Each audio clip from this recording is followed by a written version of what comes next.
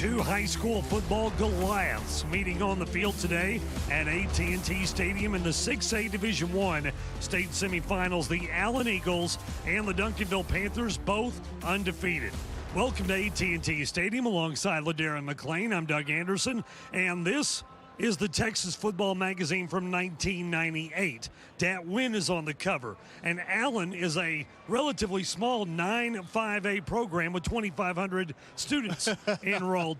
My have times have changed. Why do I bring up 1998? Because that's the last year that the Duncanville Panthers made it to the state semifinals. They ended up winning state that year. They're trying to get back this year. Well, they certainly got the recipe to do it. They run the ball over 76% of the time, and one of the best defenses historically that we've seen in a long time, but they're going up against the champs, and the champs are no slouch. They've got one of the better running offenses in the state as well, and a defense that cannot be outmatched. But this game is going to come down to which unit can win in the trenches. Allen has won 5 state championships in the last 10 years, and a big reason for their production this year, the quarterback running back tandem, Grant Tisdale and Selden Manning. These two have been sensational. Both can get it done, obviously, running the football, nearly 300-plus yards running per game with these two. I think Grant Tisdale has got to have his best game passing the ball, and Manning has got to be effective against this very dominant defense of the Panthers. Will it be tough to run against Duncanville? You bet it will be. This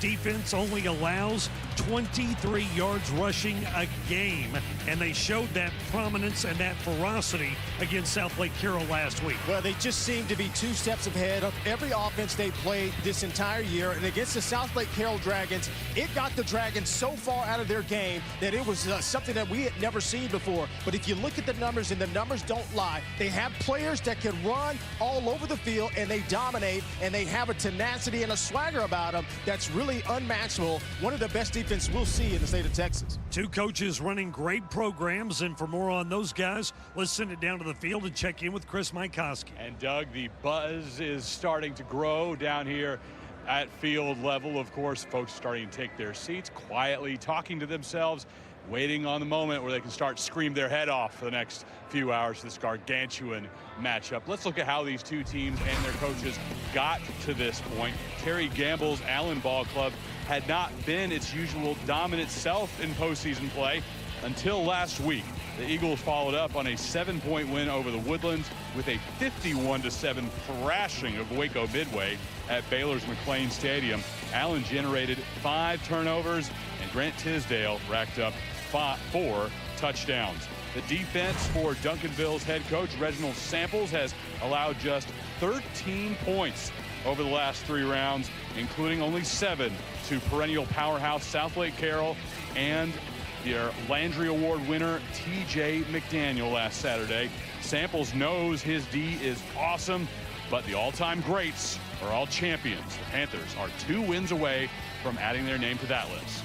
2 undefeated heavyweights going head-to-head, and we will throw the first punches coming up next. Kickoff moments away on TXA 21.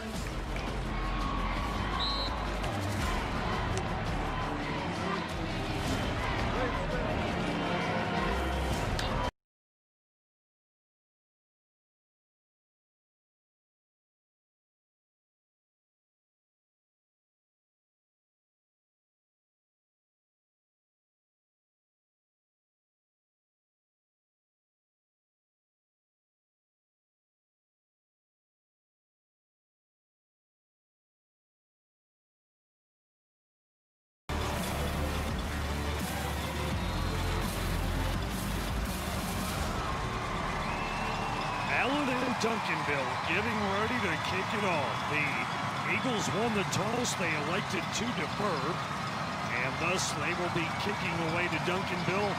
Marquez Beeson and Giassi Smith back to receive it, and it is Giassi Smith at the 10-yard line. Makes a turn upfield past the 25.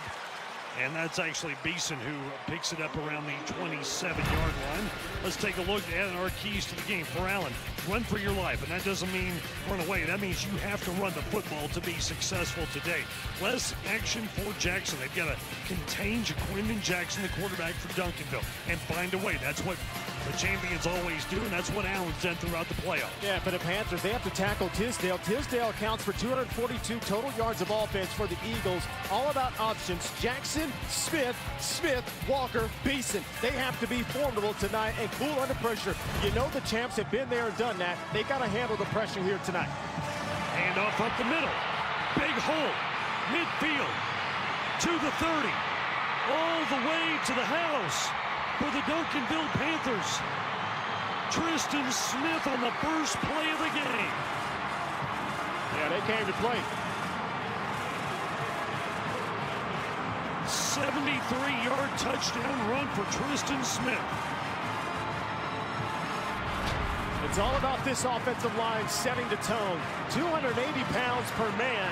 And when you've got a load of a running back like Tristan Smith, only a junior, at 205 pounds, lumbering and running away from this defense on the opening play, offensive play of the game, that's a good sign if you're the Duncanville Panthers. Tristan Smith with his 20th touchdown run of the year.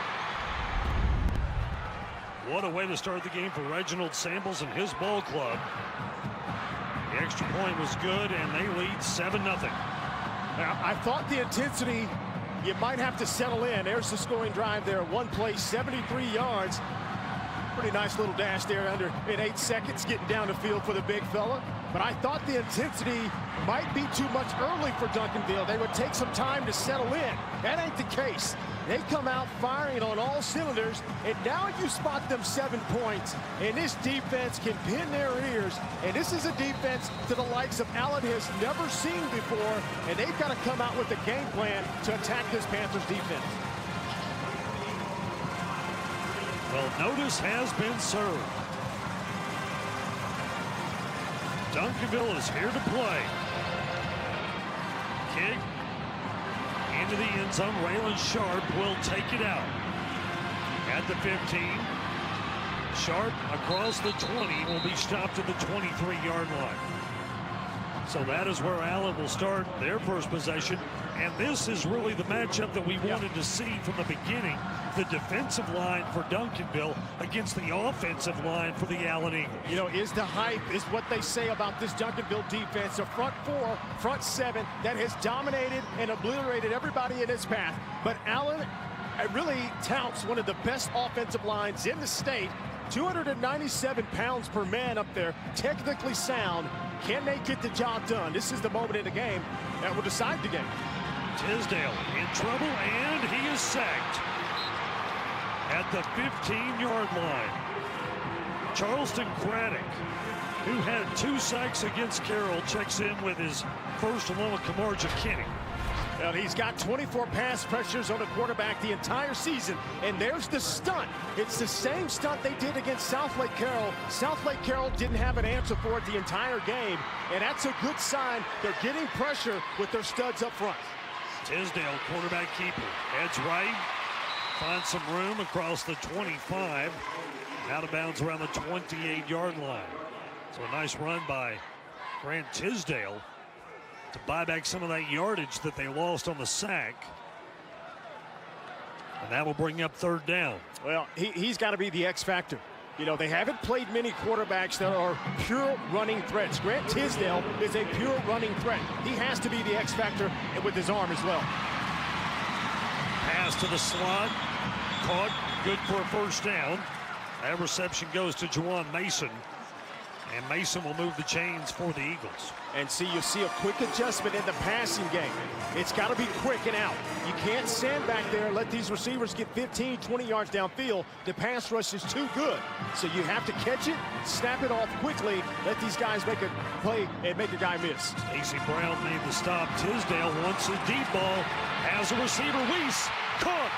And guess what? Allen responds. Touchdown Eagles. Grant Tisdale to Theo Weiss. Hey, man, game on. It is game on. Arguably the best receiver in the state. going to Oklahoma next year. Why not? Man-to-man. I was screaming at the TV last week. Just throw the ball downfield. Let your receivers try to make a play. But when you have arguably the best receiver in high school in the state of Texas, why not take your chances one-on-one? James Griffith with the extra point. And ladies and gentlemen, I think we got a ball game. Grant Tisdale hooks up with Theo Lee, 64 yards for a touchdown, tied up at 7 at AT&T Stadium. You're ready for holiday guests, and you have the best gifts under the tree.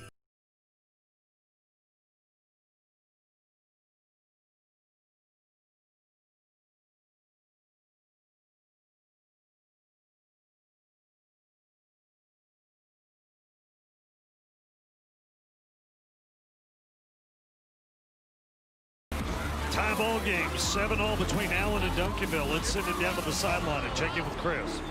Doug had a chance to meet Theo Weiss last Monday at the Landry Award presentation. Also speak with his position coach, talking about the work ethic and drive. Weiss is trying to be the best receiver in the country. He also cares a great deal about his team and the overall success of the Eagles. No personal agenda. He would never let that overshadow team success.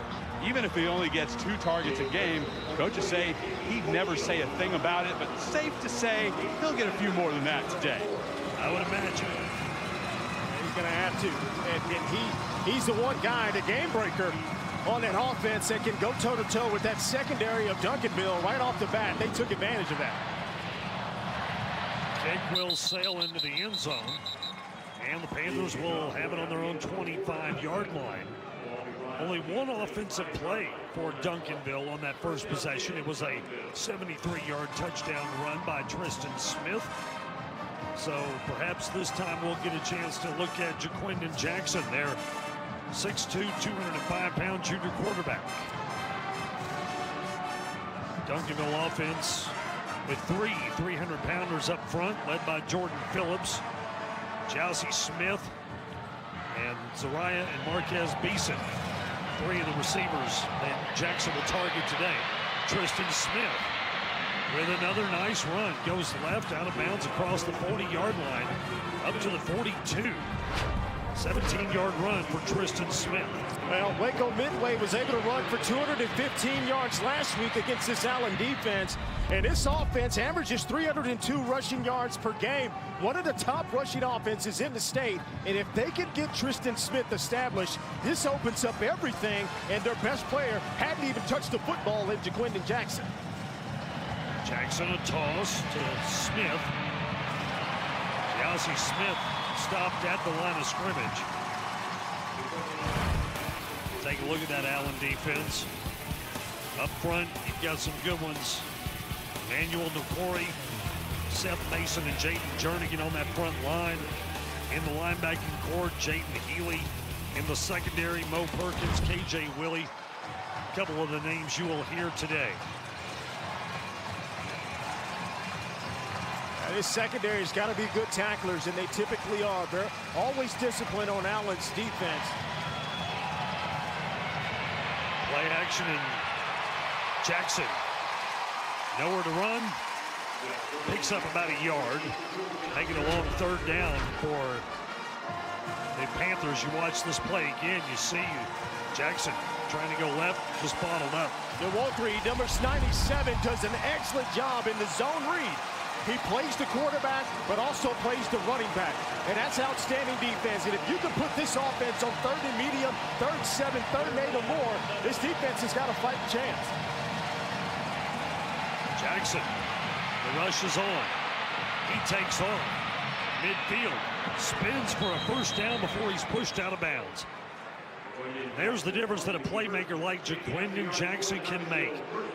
Didn't really have any business picking up a 1st down, but he managed to do so. You know how many times we saw last week against the Dragons, it was a call pass play, but he makes it and turns it into a huge running play where the defense forgets all about him, and he's able to scramble and pick up a nice 1st down. These quarterbacks can be X factors when defenses play well. They can beat defenses with their legs. 9-yard run for Jackson.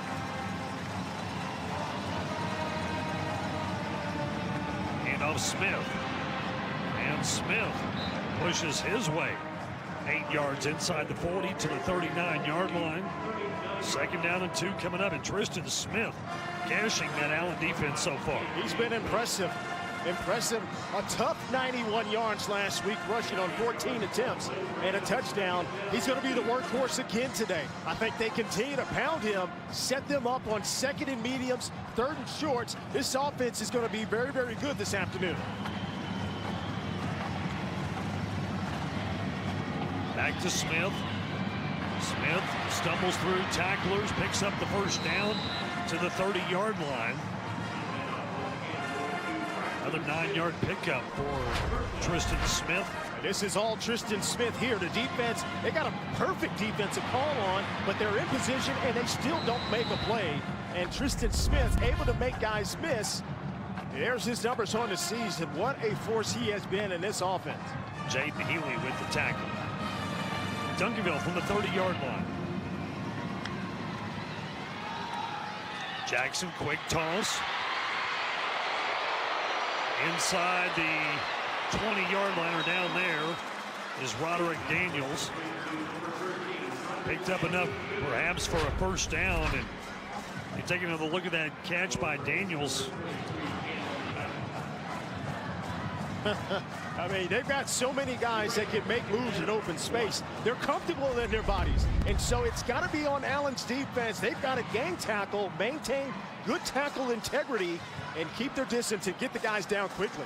Daniels, just a sophomore, had a big week last week, 4 catches, 75 yards and a touchdown.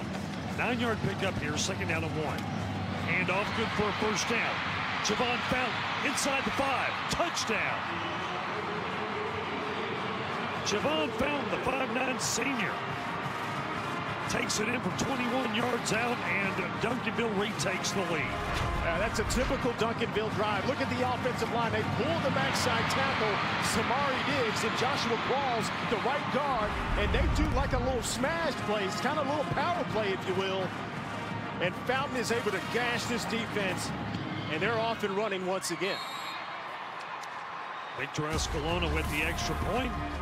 And Duncanville back up by a touchdown as Javon Fountain finds the end zone to make it 14-7 Duncanville.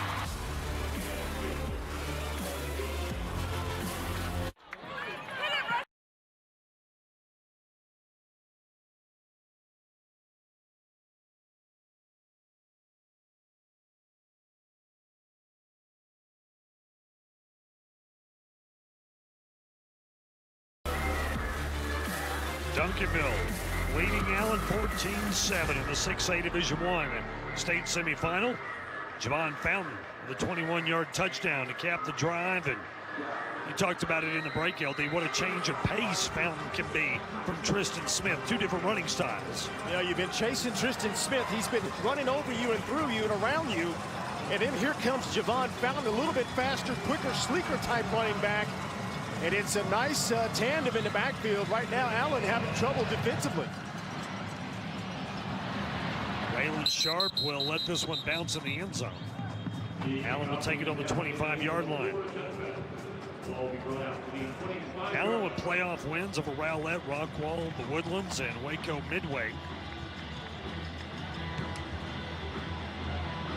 And Grant Tisdale in his 2nd year of leading this offense has a great offensive line up front led by E.J. Indoma Ogar, committed to the University of Oklahoma.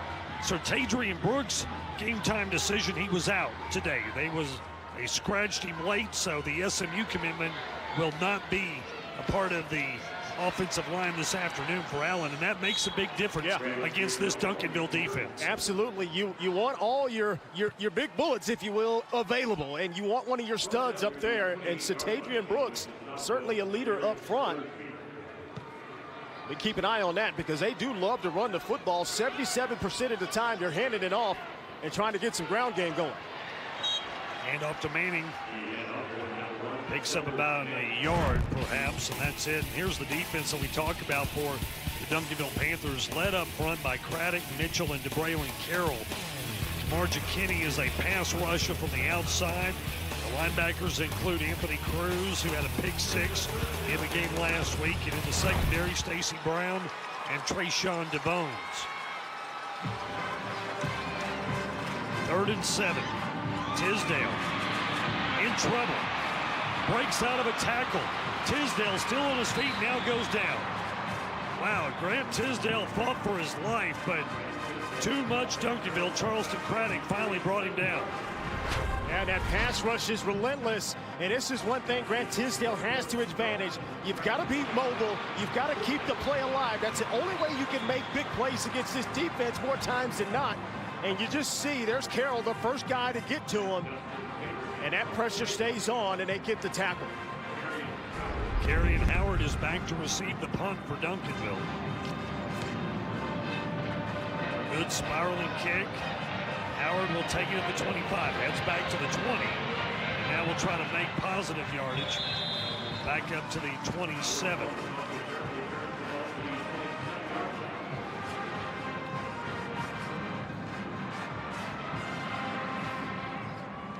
Here's a look at Reginald Samples. 38-12 in his 4th season as the head coach at Duncanville, but over 260 career victories, 268, 82, and 2. His overall record was stops at Lincoln and Dallas Skyline, of course, where he took the Raiders to 2 state semifinal appearances, 2011 and 2014. Ball is snapped low. Jackson in trouble, goes down as he was brought to the turf by Jaden Healy. Healy coming from the outside linebacker position, capitalized on a bad snap. It's a bad snap, and this is one thing that if you're Allen, you got to say good, because you want them off schedule. You don't want them to stay ahead of the chains, and you see Healy there, one of their leading tacklers on defense, him and Nick Boone in the inside. Now this defense can kind of really hone in.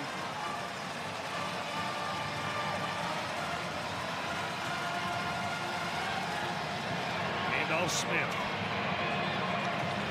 And Smith to the 22. Well, we talk about that Duncanville defense, Doug. This Allen defense been good all year long, too. Only giving up 16 points a game. They've only given up 125 yards rushing a game. That, to normal standards, that's outstanding defense on the year. And they've got a chance here to get off the field. This is a big down and distance here for this Allen defense. 5-yard gain, minute 3rd and 14. Jackson from the gun. Wasn't ready. Picks up the ball, and he will be in trouble. He's sacked inside the 20-yard line. Jackson was looking the other way when the ball came his way, and that led to a disaster offensively. What a disappointing possession if you're a Duncanville Panther. Right, it just seemed like it's just not, the center's just not on the same page with the quarterback. And the play before was an offline snap, and this one he just snaps it too early and the quarterback's not ready.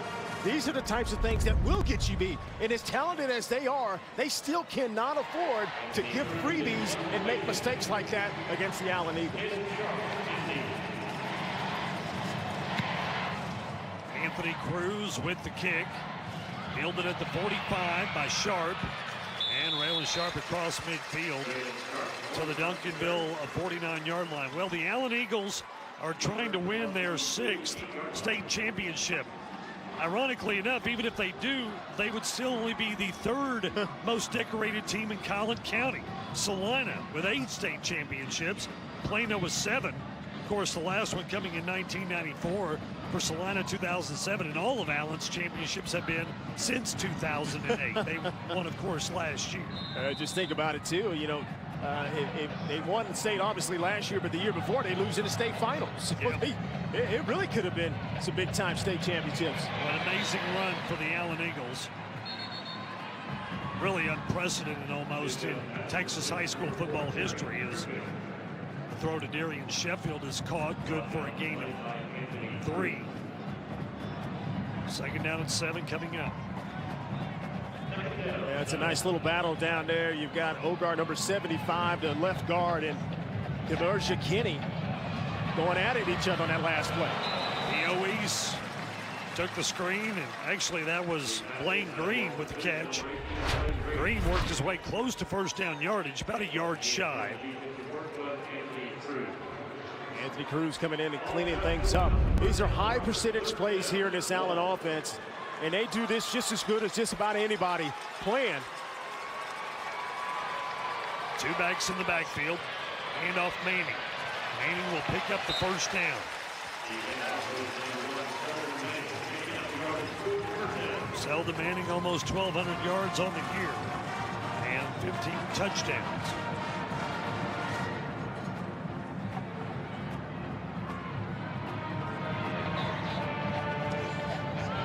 Manning going right. Pick up a yard. Tackle on the play by Chris Thompson. Chris Thompson had a big game against Carroll last week. 6 tackles and broke up a couple of passes.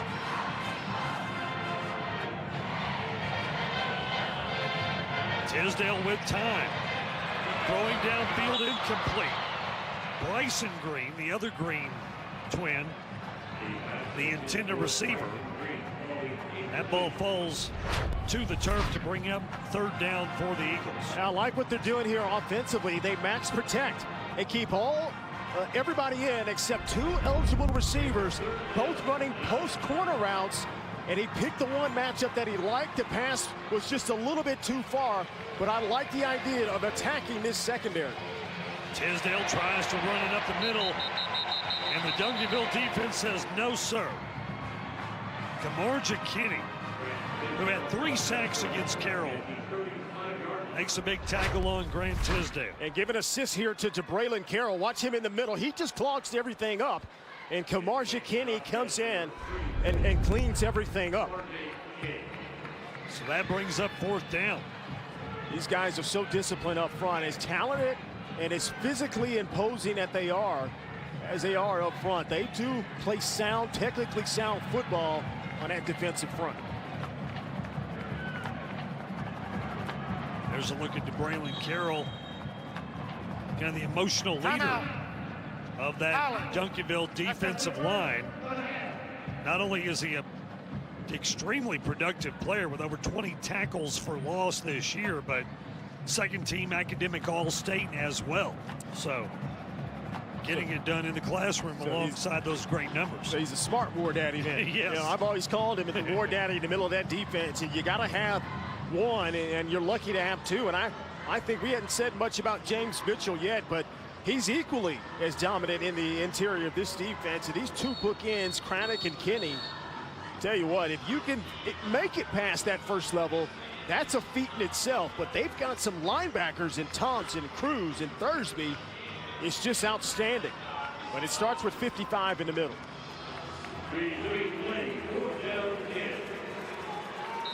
4th and 10 for the Eagles. Tisdale out of the gun. Drops back.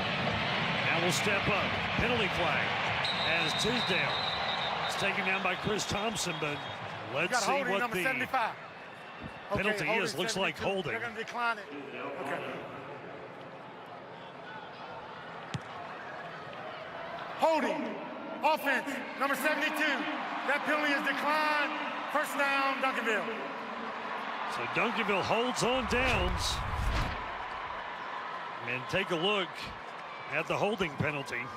Yeah, it's just too much speed, and this offensive line has got to be on their game because they're only rushing 4 players. They're front 4, and then they've got the spy right there, Chris Thompson Jr., if Grant Tisdale decides to run. And that penalty was against Donovan Ford, who normally is the starting left tackle, but was playing right guard because of the injury to Sertadrian Brooks. Having to shuffle around a little bit. So first down for the Panthers. Toss to Smith, and Smith is swarmed down by that Allen defense at the 39-yard line. They'll spot him down at the 40 officially, so no gain.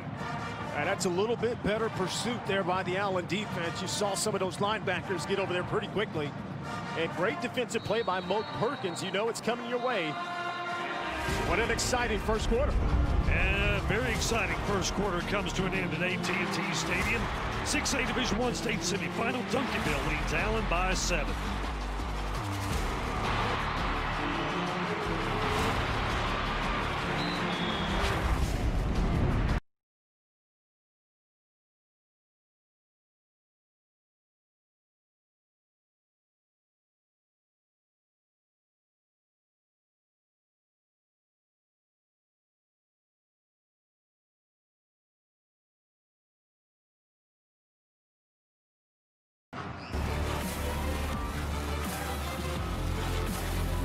Starting the second quarter at AT&T Stadium in Arlington. Doug Anderson, Ladera McClain, Chris Mykowski with you. And a big crowd on hand at the home of the Cowboys as Duncanville leads Allen 14-7.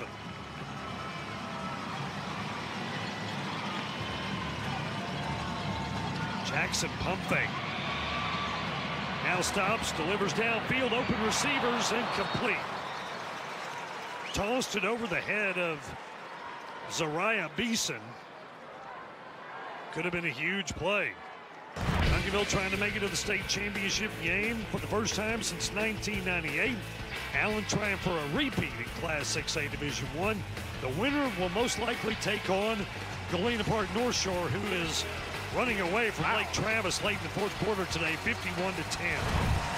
Oh, Galena Park North Shore, my goodness. They look like the beast of the East. Jackson eluding the rush, tossing downfield again, incomplete. Kerrion Howard was his intended receiver. And you might have lost the football in the sun right there. That's the one spot the sun is still blazing through. And that pass looked to be okay. And I just think the receiver at that time couldn't make the adjustment. Kerrion Howard, watch this. That pass is somewhat there. That looks like a little bit off there. But he couldn't make the adjustment, and that's what they're looking into as your receiver.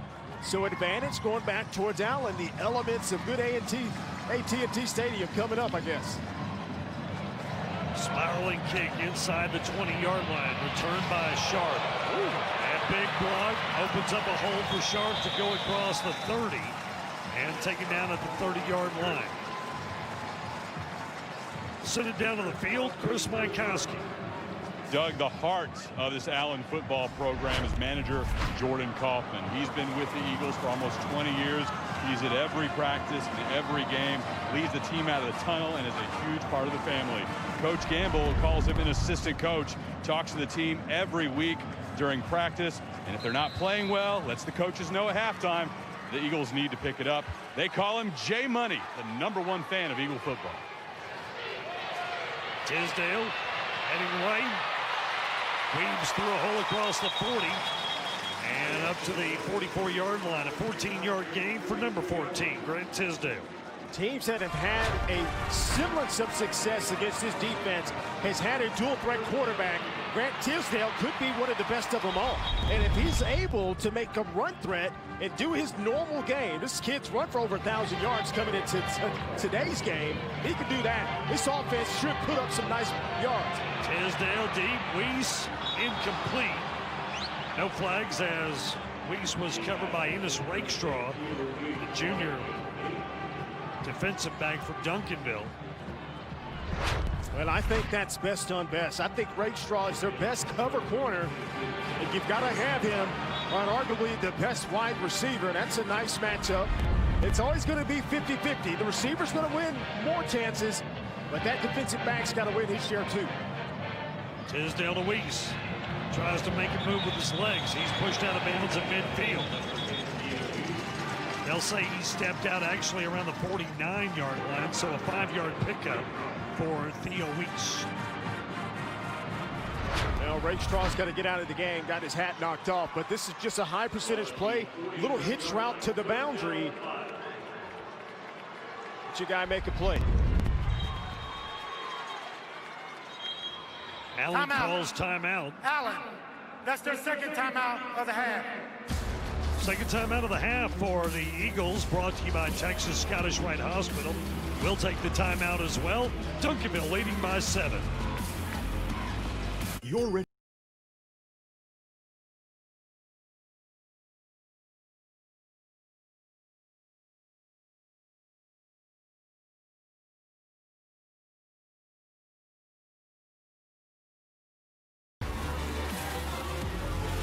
Allen trailing by 7. Third down coming up for the Eagles. Ball spotted on the Allen 49-yard line.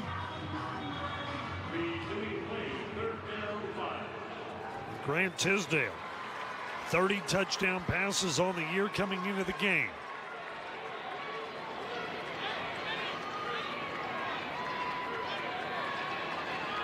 See a lot of talking on this defense. Guys just pointing out where they're supposed to be.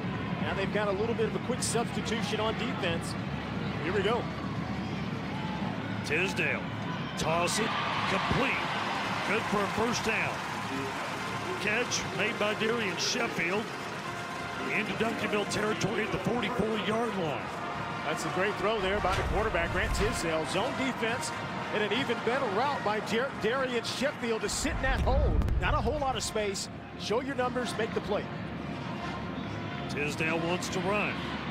Tries to make it to the edge and knocked out of bounds at the 41-yard line. Penalty flag.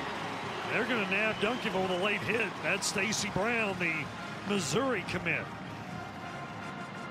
Yeah, that was right in front of Terry Gamble, too, and he made it known to that official. Hey, hit my guy Personal out of bounds. foul. Late hit, out of bounds. Number 1 of the defense. 15 yards to the end of the run. Automatic first down. Let's take another look at it. Tisdale heading out of bounds. Pretty close. Terry Gamble's not going to allow him not to make that call. He's standing right in front of him, so go figure. 3 receivers stack up on the short side of the field. Throw to Theo Weeks. Catch, turn it upfield, out of bounds at the 12. So Theo Weeks with a nice pickup on the play. Actually, that's out of bounds around the 16-yard line. Now, if you're Duncanville, you got to understand, Allen is not intimidated by you now, so let's just throw that out. You've played 13 games this year where 13 teams were intimidated by you. Allen is not. So you better get ready and play your game because the champs have been there and done that, and their key players have come to play today. Tisdale diving forward to the 11-yard line. Pick up a 5 and a first down for the Eagles. Yeah, here they go. This offensive line asserting themselves here once again. And they're giving it right back to this dominant front of the Duncanville Panthers.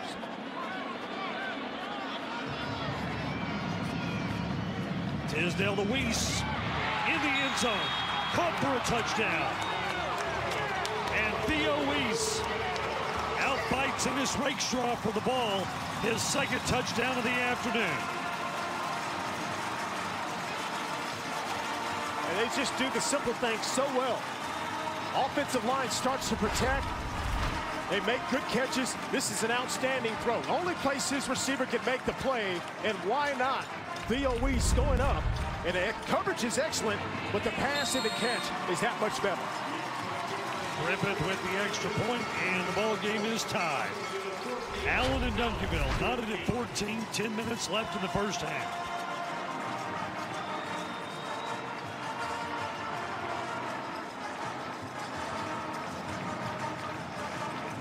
That's why Theo Weiss is one of the top receivers in the country.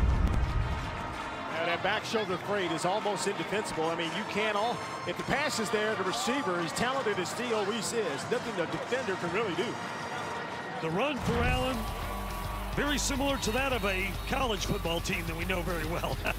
Alabama, look at that over the last 10 years. 137-14, 151-9. Both of them winning percentages over 90%. Of course, the postseason looks different for Allen because there's 6 playoff games in Texas high school football compared to 1 or 2 in college football.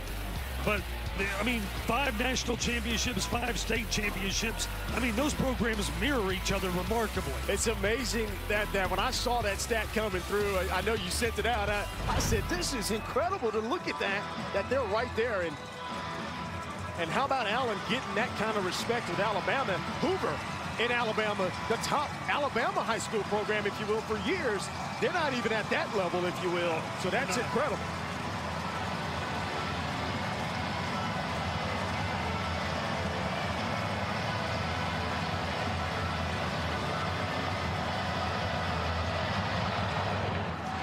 Griffith's kick, a short one, taken at the 16-yard line.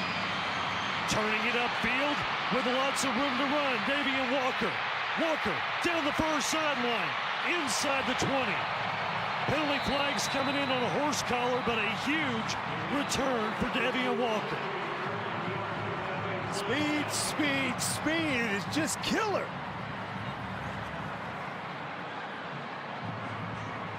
I mean, he almost had to horse collar. It's a dangerous tackle, and they're going to tackle him some more yards at the end of this run. But he's doing it absolutely what he had to do to get the ball carried down. Personal foul. Horse collar on the kicking team. Half the distance to the goal. First down. Here's another look. Short kick. Davian Walker turns it upfield. See, that kick was just not short enough, nor it was deep enough. It was just right for the blocks to settle up so quickly, and that's a dangerous tackle at the end of that. But the blocks happen so quickly, and when you've got a player like Walker that can hit the seam, those blocks don't have to be maintained long. First and goal for Duncanville after the return. Handoff Tristan Smith. Whoa, Smith will be stacked up. No gain. There's Nwokri again, big number 97. At defensive end making a play. That's a heck of a play to come from the outside and crash down in the middle. Emmanuel Nwokri, 5'11", 225. Part of that big off defensive front for the Eagles. They play the 4-3. Second down and goal.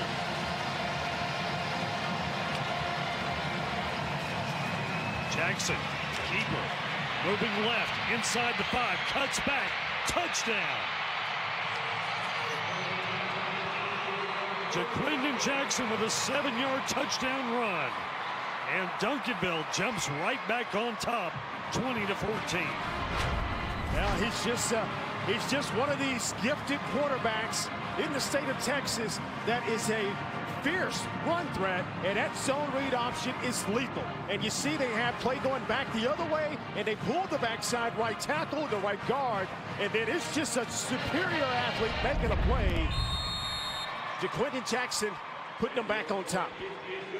Escalona's extra point is good, and the Panthers in this back and forth battle between two undefeated teams take a 7-point lead, 21-14.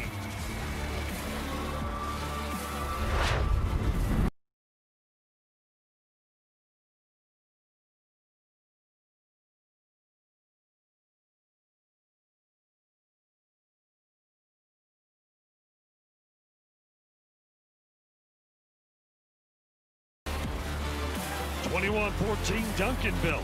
Sitting down on the sidelines, check in with Chris. Doug, a lot of talk this week about where these two teams rank nationally. Both have played one out-of-state opponent. 14-time Louisiana champion Evangel Christian scored the most points on Duncanville in the regular season with 13. Ended up being a rout in favor of the Panthers, but for a little while, it looked like those Eagles could hang. We're still a week away from crowning champions here in Texas, of course, but Louisiana held its title games at Louisiana Superdome last weekend. Evangel just one win short of getting there, falling to eventual Division I state champion John Curtis. All right, thanks, Chris. Waylon Sharp on the return up to the 26-yard line. Chris Thompson making the tackle on special teams. And Thompson is a weapon.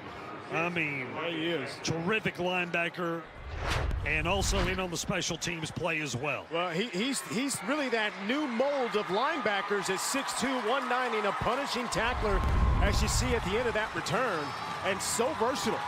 And you saw him earlier in that first quarter how he's able to run right stride for stride with Grant Tisdale.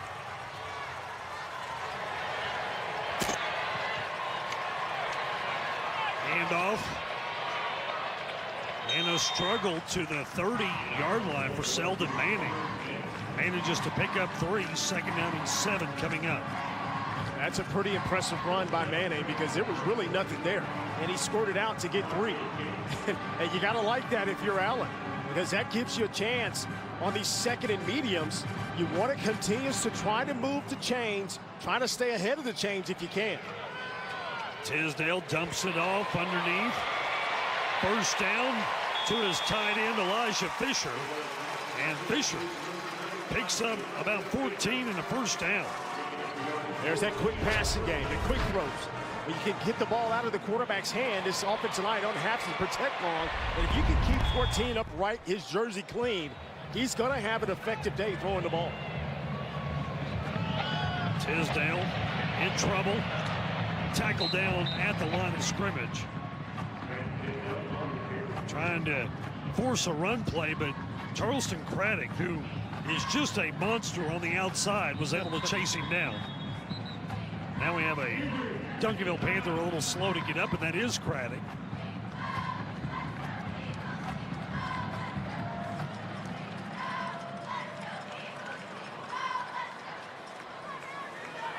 .6'2", 255 pounds, a senior.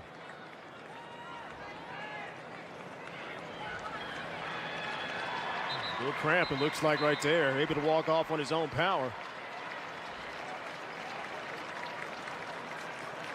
Craddock will take at least a play off.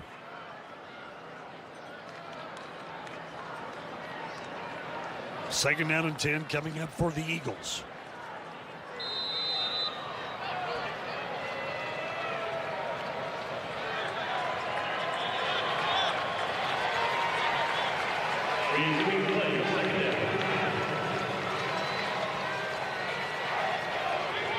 Tisdale throw to the far side.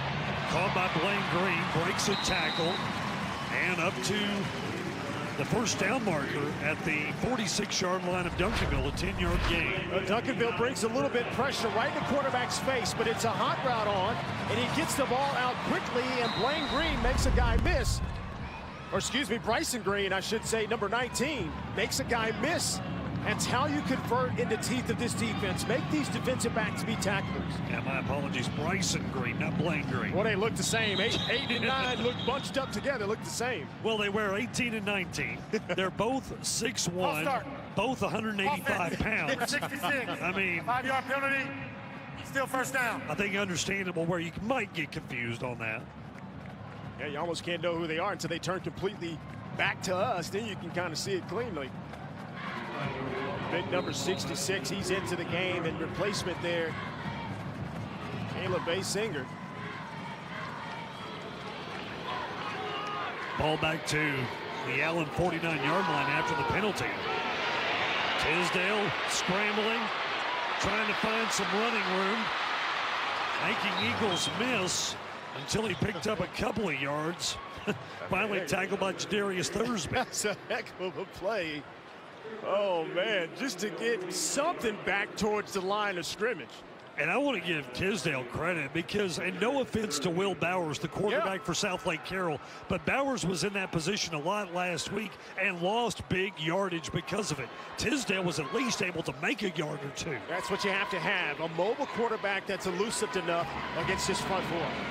Tisdale, Weiss, almost hooking up again. Woo. Woo. The pass was off the fingertips of Theo Weiss, or else it would have been their third touchdown in the first half. And this is the first time all year this defense looks a little bit confused. Pass rush didn't get there, well protected up front, and Theo Weiss is wide open. And you see at the end of this, he's patting his chest and saying, that's my bad. I usually make that catch, and he usually does. Third down, 13. Duncanville dodged one there. Third down and 13. Tisdale protected, now out of the pocket, and finally hit down by Jadarius Thursby. Picks up a couple on the run, but that will bring up a long fourth down, and the Eagles will have to punt. Kid right there, Grant Tisdale's a warrior. He's got all my respect. Right there, he gets his head almost taken off, and he's still going looking for more. He didn't get nothing. He didn't get anything on that play, but just his competitiveness to fight against this defense is remarkable today. Most quarterbacks, that would have been a 5-6 yard sack. Carey and Howard back to receive this punt. It will take a bounce, and he will stay away from it and let it die at the 6-yard line. So Duncanville deep in their own territory. leading by a touchdown, 21-14, 5:17 remaining in the first half. Now we're going to see if this offense is what it's all cracked up to be. An offense scoring 51.5 points a game, almost 52 points a game, I should say. An offense that runs for 302 yards a game.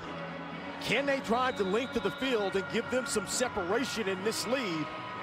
Because you know Allen's going to always be there and hang around. They can get another score here before halftime. Got to feel pretty good with that defense.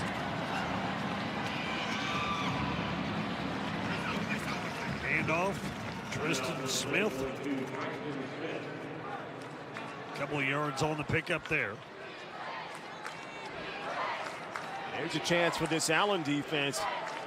Very good defense, prideful defense to come up and make a play for their offense. Give the offense a chance with decent field position. If you can hold the Panthers here and force a punt, you gotta like your chances with field position as this half starts to wind down a little bit. Second down and 8. Jackson finds a hole. Jackson to the 40. Jackson into Allen territory. Jackson will go. 88 yards for a touchdown. Jaquindon Jackson turns on the Jets. Big-time players make big-time plays. This offensive line put it on an absolute clinic. It's the same play they scored on earlier in the game. Zone read look, inverted read look, but they pull the guard, and they have a great blocking, and these receivers downfield are making blocks, and then it's just time for the big man to hold his pace, keep that stride open, and get in the end zone. And Duncanville takes a 2-touchdown lead, 28-14, 4:29 remaining in the first half. Jaquindon Jackson, 15 FBS offers, Big 12 SEC schools. You see why, but also, did you see that block? Davion Walker really helped to open up a hole for Jaquindon Jackson. And it starts up front with these big guys. These big guys doing some work. Tell you what, that's what they like to do. Joshua Qualls pulling on the backside. Samari Diggs and Jordan Phillips and Savion Byrd. And these guys, and it's Cesar Santos in the middle of this offensive line, are doing work. And if you give a crease to these skill players of Duncanville, it doesn't matter who you're playing against. It's all downhill for them. And they show you how explosive they can be no matter where they are on the football field.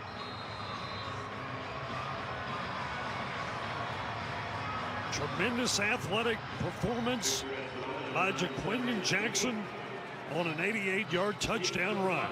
Yeah, he's the truth. There's not anything he can't do. Doesn't really need to pass the ball too much yet, but his ability to run the ball is really tough for any defense to stop. Waylon Sharp from the 5-yard line. Out across the 20 and taken down to the 23. Loose ball. Duncanville says they have it. The officials, I believe, rule the play dead.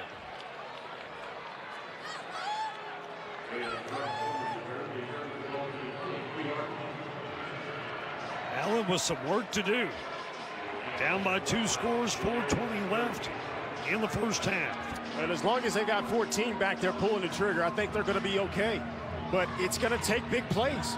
You're not going to go up and down the field on Duncanville's defense, and I don't think Duncanville can go up and down the field and sustain drives against Allen defense. It's coming down to big plays and who can make the biggest plays with their superstars on offense.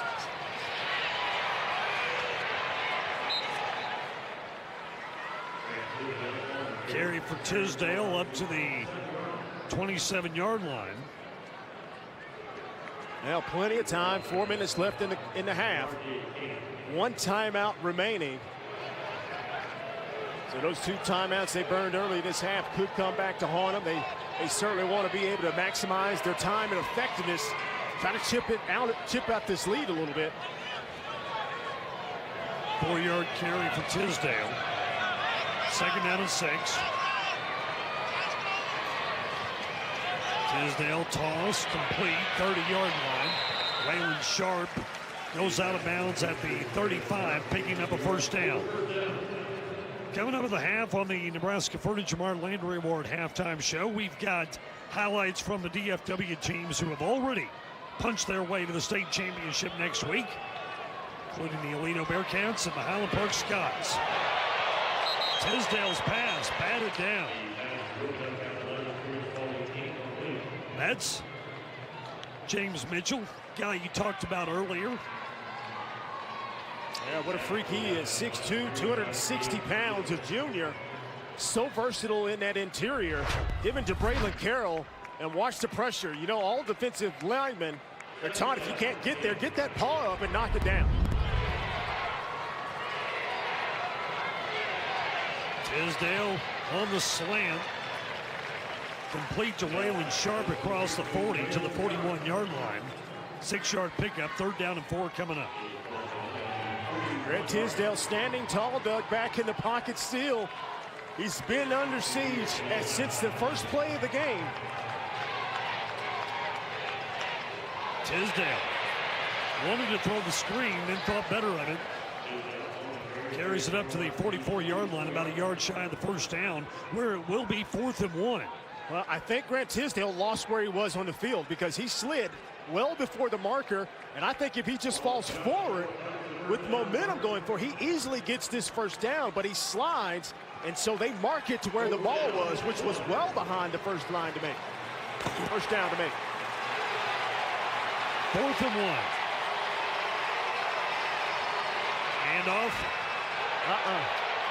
On 2nd effort. Whoa, I don't know. Selden Manning able to make the 1st down at the 45-yard line. It looked like he might have been down before that, but he had a 2nd effort there and reached out. Yeah, I thought he had to cross the 45-yard line. They still mark it inside the 45-yard line. Watch this initial contact. Just enough to make that 1st down. Catch by Blaine Green, and Green goes out of bounds up at the 47. Only a gain of 2.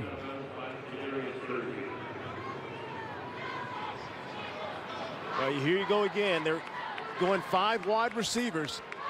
This helps a lot of things. It helps the quarterback identify where pressure is coming from. It mans up the offensive line man-to-man, and it gives these receivers space to operate, so if they can make a guy miss, you got a chance for a big play. Tisdale looking downfield, now will throw it away. Boy, Grant Tisdale, a position that he hasn't been in this year. Having to run for his life out of the pocket. He's used to just being able to stand back there and pick apart a defense. That's not happening today. Well, what happens, we saw it last week with Will Bowers. Will Bowers is as good a thrower as anybody, I think. But when that pressure starts to hit you in the mouth consistently, your eyes start to come off the receivers. You start peeking at that pass rush. That's a cardinal sin. Tisdale has an open receiver. Sharp finally throws it to him. And Sharp out of bounds across the 35-yard line. It'll be good for a 1st down, but there's penalty flags on the play. This might be offensive holding. Holding. Offense, number 75. 10-yard penalty. Replay 3rd down. That's the Oklahoma commit, Indoma Ogar. So they move him inside here. Watch the hold. That's a long time to pass protect for anybody.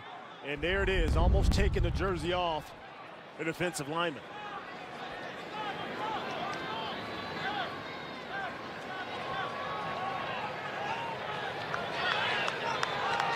A minute 45 remaining in the 1st half. Yeah, it's a dangerous down and distance for Allen. 3rd and long. Yeah, 3rd and about 18. 3rd and 18. In this defense, this is where they're all for good, because now they can pin their ears and dare you to try to force something downfield. Tisdale sacked. A penalty flag at the end of the play. But the Duncanville pass rush is just too much, even for the Allen offensive line.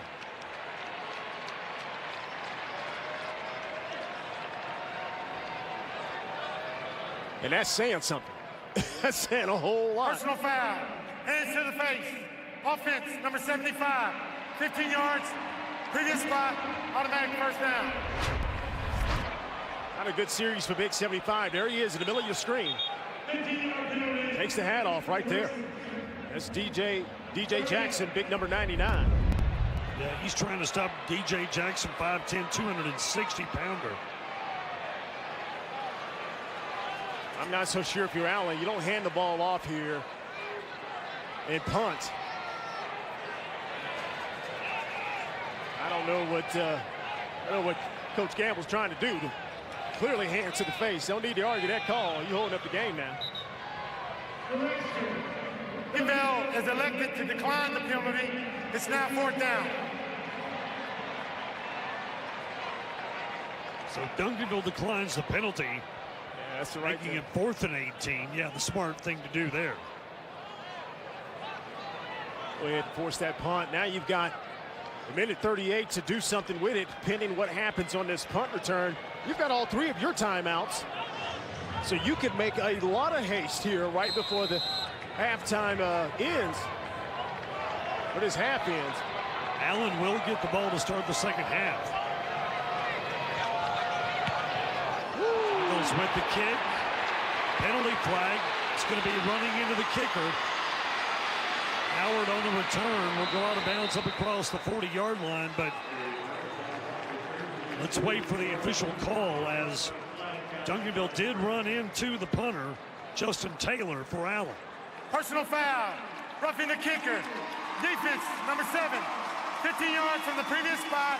Automatic first down. So I wasn't sure if they were going to do running or roughing, and they did roughing, and that's an automatic first down for Allen. Well, I'm a little bit shocked by this. There's no need to go block the punt. You're up 2 scores. You're going to get the ball back. You have a chance to put this thing pretty far out on the scoreboard, but that's just a ill-advised play, and you've given life back to the Allen Eagles. Reginald Samples knows it too. Yeah, there's that look right there. Come on, man. We've been playing smart for 14 games this year. 13 games, I should say. And this is the kind of opportunity that a championship football team takes advantage of. Yep. So let's see what Allen does here.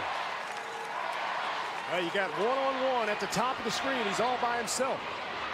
The screen to the 46-yard line. The catch by Juwan Mason. Oh, that play looked so good initially, Doug, but the defensive speed is so quick, it just gobbled it up. Nowhere to go. James Mitchell, a 260-pounder, running down the receiver on the play. 3 receivers left, 1 man. That's Theo Weiss at the bottom of your screen. Toss over the middle, quick one to the 40-yard line. Catch made by Mason. Trying to hurry up. Got 1 timeout. You want to keep it as long as you possibly can. Can't clock the ball here on 3rd down. 3rd and 2. Got to snap it. Tisdale tossed to the far side. Bryson Green goes out of bounds after a first down at the 32-yard line. Nice job by Bryson Green to get out of bounds once he catches the rock. Saving that timeout, and here they go, creeping in, getting closer to the red zone.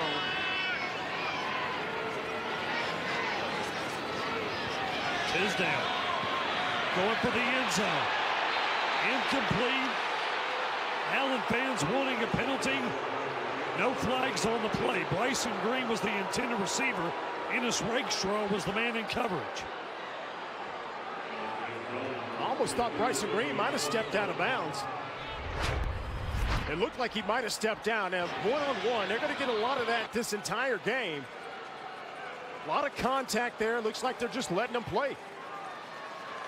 I would not have been surprised if there was a call. No, I wouldn't have been surprised on that either. play.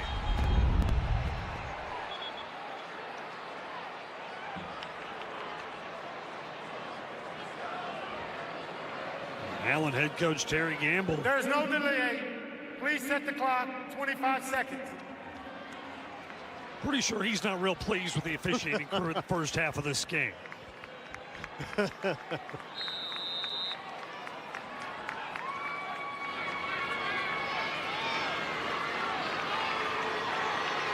Second down for Allen.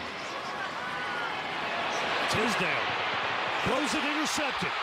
He was hit as he threw it, and Thompson picks it off. Chris Thompson across midfield. Thompson knocked out of bounds inside the 35-yard line. And Duncanville with 19 seconds left in the half, putting on a show at AT&T Stadium. And this is all by the pressure, Doug. This defensive line, they just come wave after wave, relentless. And they got enough pressure right there on his throwing arm, and that make the pass go off. And there's Chris Thompson Jr. for his first interception of the season, but the 18th for the entire team of this year. And that's their 30th takeaway for defense. And that was Anthony Cruz who hit Grant Tisdale. Cruz had a pick 6 last week against the Dragons. Jackson in trouble, runs left, throws for the end zone. As a receiver, caught, No. touchdown.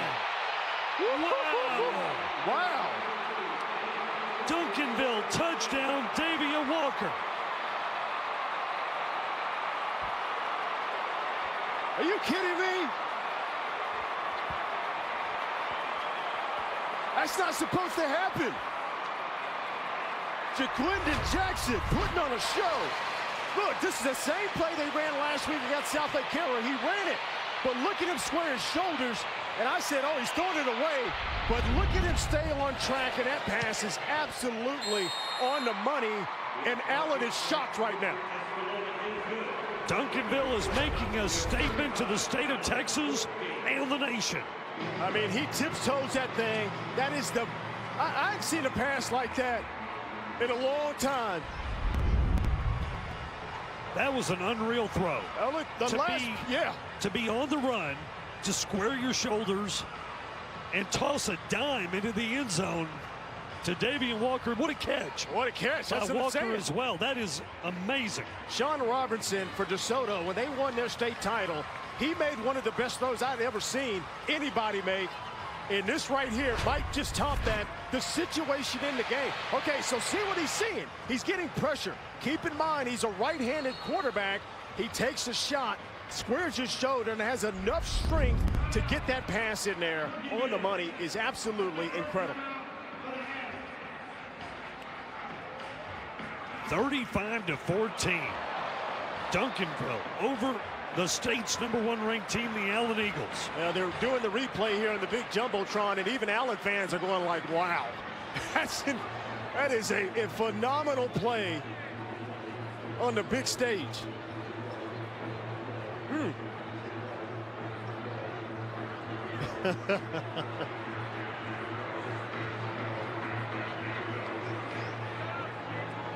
Coach Reginald Samples has taken the Lincoln Tigers to the state championship game, but lost in overtime in 2004 to Kilgore. He's taken Skyline to the state semifinals 2 times, but has not been able to get to the state championship game. Now with the Duncanville Panthers, got a chance to not only get to that state championship game, but come away with his first state championship. And what a tremendous capstone to his career that would be. You know, I had the feeling last week, we talked about it. This might be the best team he's had. Even out this state championship here at Lincoln, this team might be the best he's had. Certainly showing that today. As the kick was fielded by Green, and Green goes down at the 20-yard line. 2 seconds left in the half.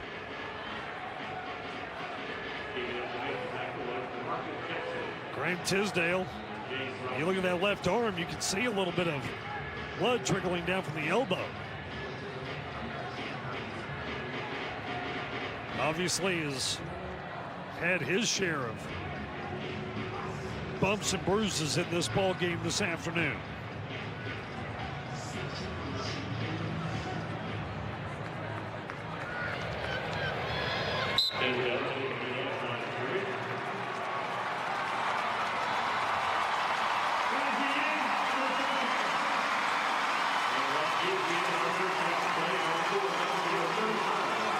Come to the end of the first half.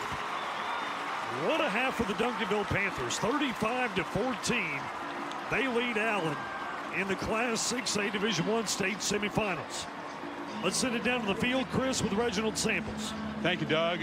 Coach, we are still trying to find words to properly describe that ball that Jaquindon threw to Mr. Walker. How do you describe that? That was incredible. If you can't describe it, how do you expect me? I didn't even see it. He rolled away. Amazing. Just that, you're going to enjoy the replays. I tell you that much. I'll take your word. Your defense, though, being able to bear down and create a turnover after Allen's offense got a second chance there, that was the thing of champion. They don't quit. I keep telling you, they don't quit. They don't have it conscious. They're going to play hard. Appreciate it, Coach. The Panthers 2 quarters away from a matchup with North Shore. All right, thank you, Chris. The Allen Eagles, defending 6A Division I state champs, on the ropes against Duncanville, 35-14 at the half. Our halftime show comes your way next on TXA 21.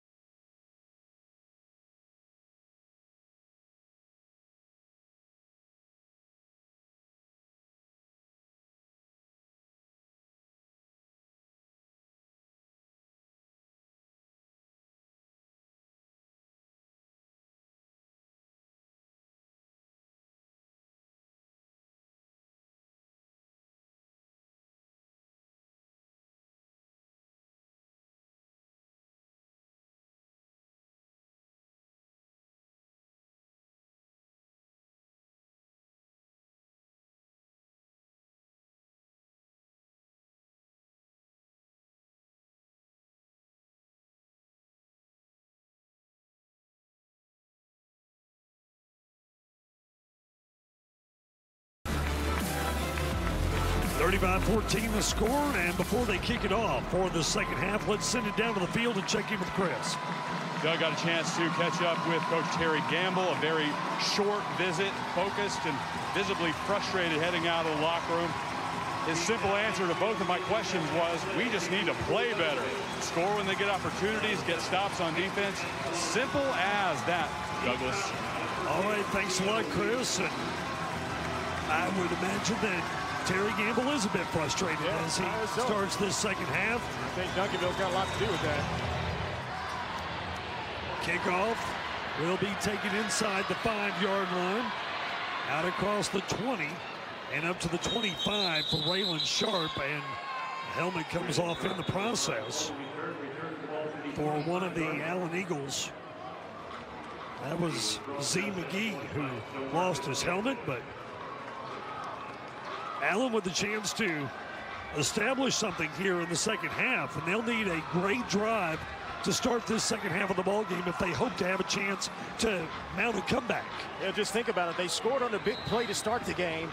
They benefited from a turnover, if you will, with the roughing the kicker. They had a short field and scored. They haven't gone up down the field like they're accustomed to. It's going to be tough to do tonight. Ball comes loose as Tisdale was hit. There's a scramble for it. And what do the officials say? It's down there near the Allen sideline. Wow, that could have been disastrous because Chris Thompson Jr. had that all over. And he's probably going to kick himself because he can one-hop that thing. Or excuse me, that's actually Stacy Brown. Stacy Brown came in and almost trying to one-hop it. Watch the end of this play. Again, Tisdale carrying the ball awfully loose. And there's a strip there by Anthony Cruz. There's Stacy Brown. And Selden Manning was able to recover it for Allen to keep the drive going. Tisdale throwing deep. Bryson Green. Green reaching out and making a terrific grab. No, incomplete. I thought that was a great catch by Bryson Green. What a job. Could not bring it in, and it goes incomplete. And his defensive back's not making it easy. Bryson Green could have got called for an offensive pass interference. He kind of tugged the back, and that's a great call by that back judge. He had the best advantage to see that play, and the ball incomplete. Tisdale hit. Bryson Green with the reception. Works it up to the 40-yard line. You just see Grant Tisdale, like you mentioned it, Doug, in that first half. He's not accustomed to getting himself off the ground after every play. Even on the quick passes, the screens, those are supposed to be like run plays, like a handoff. You don't get touched, but he's hitting every single play. Duncanville. Look at that. Look at that number. 151 to nothing in the third quarter. Pass incomplete. That brings up fourth down. Weiss was the intended receiver. And the last thing you could afford to do was go 3 and out on your opening possession to start the second half. Now you put pressure back on your defense.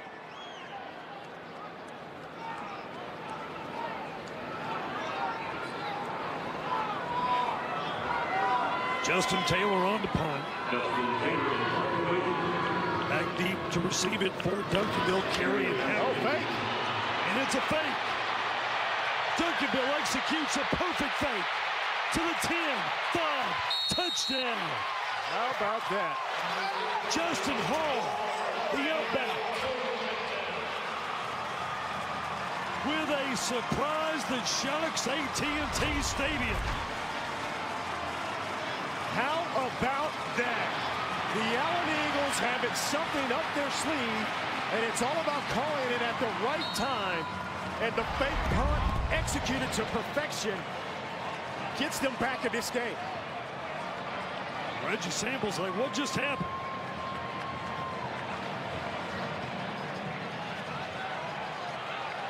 Coach Samples calling for the timeout to get his kick blocking team onto the field.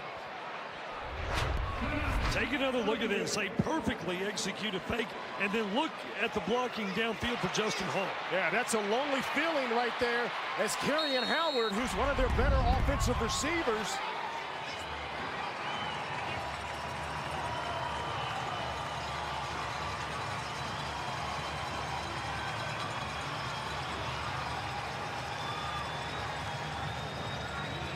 not sure what Terry Campbell's upset about. You just scored. What are you upset about? He's got something to be mad about. Oh, man, they're going to keep me from calling Allen games. Boy, I tell you what, that gets all over me. Just come on, let's play. Texas Scottish Rite Hospital brings you the timeout.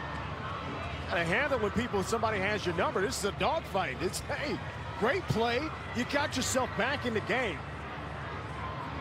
It's got to feel great if you're Allen.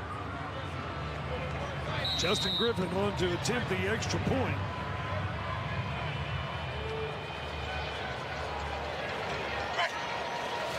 James Griffith with the extra point attempt, and it's good. And just like that, the Allen Eagles back in the ball game. 10:43 remaining in the third, trailing by 14, 35-21. So what does that do to the momentum? You know, I mean, Allen was looking like a beaten team. They were on the ropes. But now, after a fake punt that goes for a touchdown, you got to think that there's some life on that Allen sideline. I think that's a heck of a job by Coach Gamble and his staff. It's all about the timing and the placement in the game. Your offense was about to go 3 and out and give the ball back to an offense that you've had trouble stopping the entire game, and they pull it off masterfully and get themselves back in this game. And you see the record there, the 44-1. The only one loss they had was obviously in the state final game.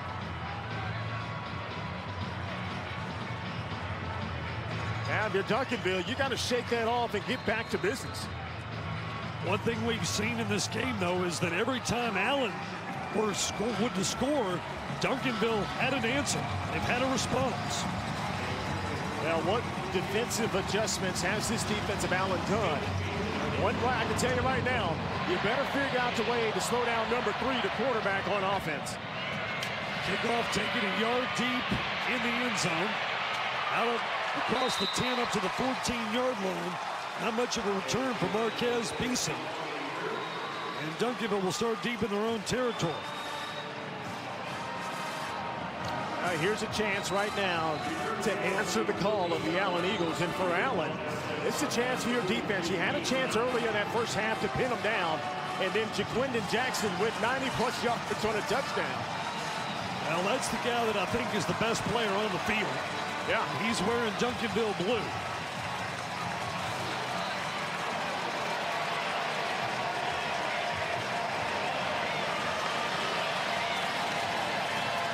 Jackson hands off Tristan Smith. Smith only good for a couple.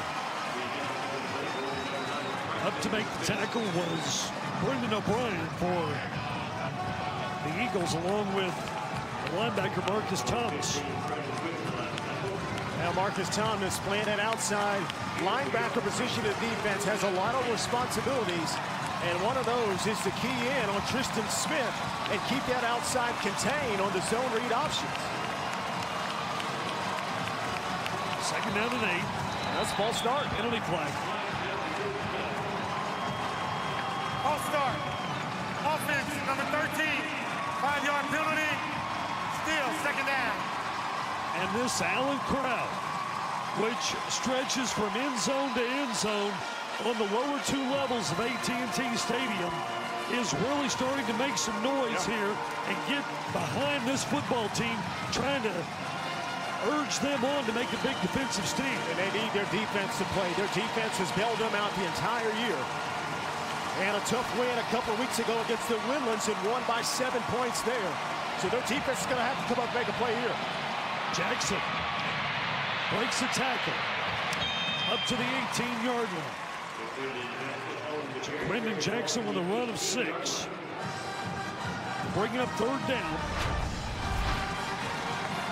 Now there's another play again. It's a play they scored on early in the game.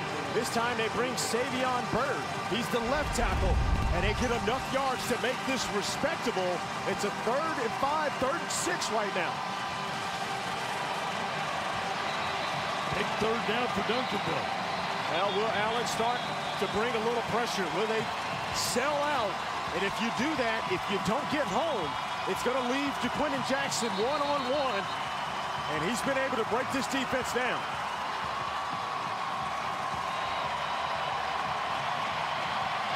Three receivers on the left. Jackson keeping. Jackson smothered. Tackled down at the 20-yard line. Only a gain of a yard. Jaden Healy, the outside linebacker, making the stop on Quinton Jackson, and that brings up 4th down. It's their best defensive stand. It's the best defensive series they've had. Look at these white shirts getting the running lanes. They're getting off blocks, and now they're running to the football. That's how you have to play against Quinton Jackson in this offense. You've got to corral him at the point of attack and hang on for dear life. Anthony Cruz, the punter.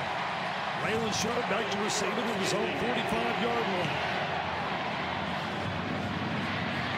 Up to make the catch, Sharp at midfield, and he is hit and dropped there.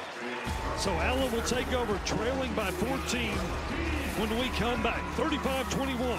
Duncanville on top. Allen with the ball next on TXA 21.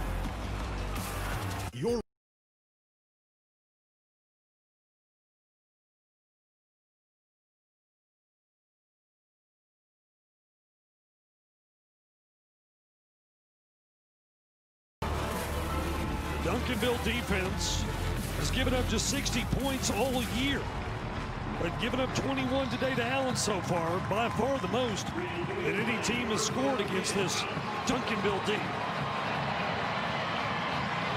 Still, Allen trails by 14. Pitch to Selden Manning. Manning picks up a nice gain on first down. Goes 7.5, maybe 8 yards to bring up 2nd down and 2. Let's send it down to the field and check it with Chris. Doug, after that fake punt for Allen, everything changed on their sidelines. Coming out of the locker room, stone-faced, frustrated. Now everybody is smiling into the game, trying to get the crowd on their feet, and the noise level here on the field is absolutely incredible. I would dare to say it's louder than it is for a lot of Cowboy games down here. Ray Robinson with the carry on that last play didn't go very far. And now James Mitchell is on the turf for Duncanville. Mitchell, the defensive tackle. 6'2", 260-pound junior. Yeah, trying to rub that cramp out. You can see him right there going right to work on that calf. Both calves, it looks like.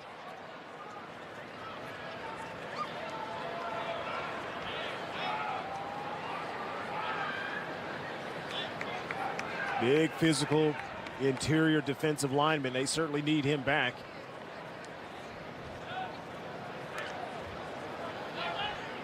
Duncanville in the 20th anniversary of their 1998 state championship game. And, you know, next week, you've got a huge matchup looming between whoever wins this game and the North Shore Mustangs, who walloped Lake Travis today, 51-10.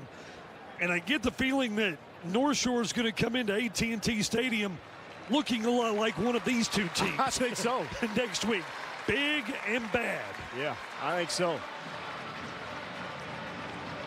Yeah, you don't get this far in the state playoffs if you don't have a stellar defense. And I think anybody on that page, Lake Travis included, they, minus the game today, can boast they've got a really outstanding defense. Good to see James Mitchell jog off the field.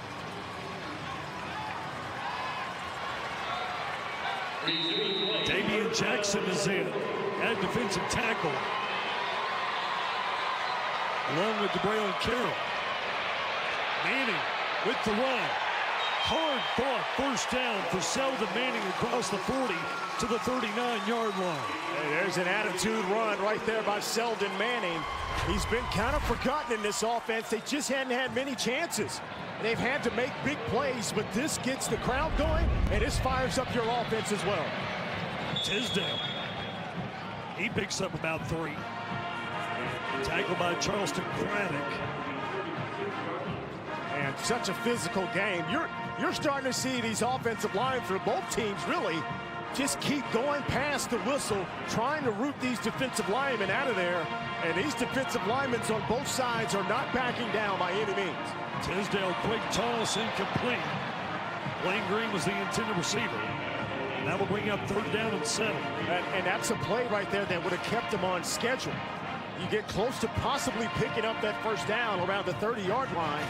Now that pass is incomplete, and you kind of get one-dimensional now. It's just beyond where a run is kind of a threat. It's 3rd and 7, and the defense is going to come with some heat.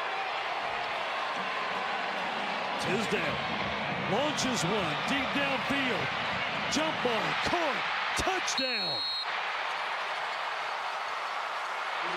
Darian Sheffield with the touchdown, and Allen is back to within 1 score. All you can say, that's just Allen. That's all you can say. Just when they seem to be on the ropes, it looks like Duncanville had the knockout punch. But here they go, clawing back and making improbable plays because the coverage is certainly there, and Darian Sheffield makes that play. Only Darian Sheffield's 2nd touchdown of the year. But look at this young man step up and come down with a jump ball for a TD for the Allen Eagles.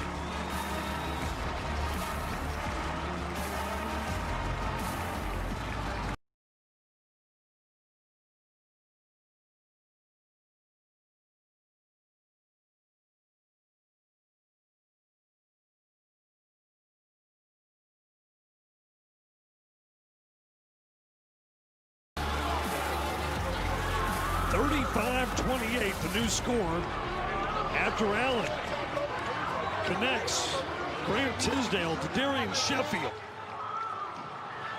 And at one time down 35-14, the Allen Eagles now back to within a touchdown. And this is the kind of game the Allen Eagles certainly are equipped for. They don't necessarily care if they get down. They've been able to come back. And for Duncanville, this is uncharted waters. You see a team that scored the most points on you all year, a team that's not intimidated by you and won't go away. How do you respond? Do you want to advance and go play for a state title, or are you going to watch history once again unfold right before your eyes?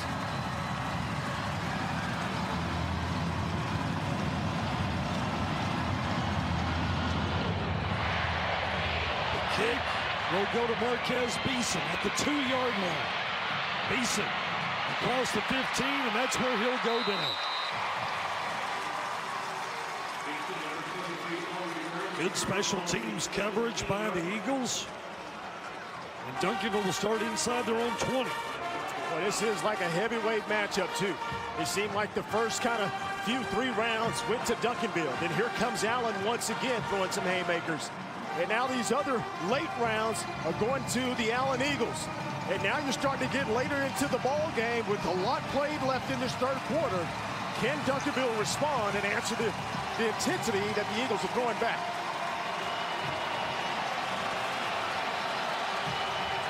Jackson out of the gun. A handoff to Smith. Breaks a tackle. Up across the 25 to the 27-yard line. That should be good for a first down. Well, that'll get you well real quick, especially on first down. You rip off a nice run like that on first down. Takes the pressure off Jaquindon Jackson. Now watch Tristan Smith. Not a whole lot there. A lot of contact at the line of scrimmage, but just his strength and his durability keeps him going.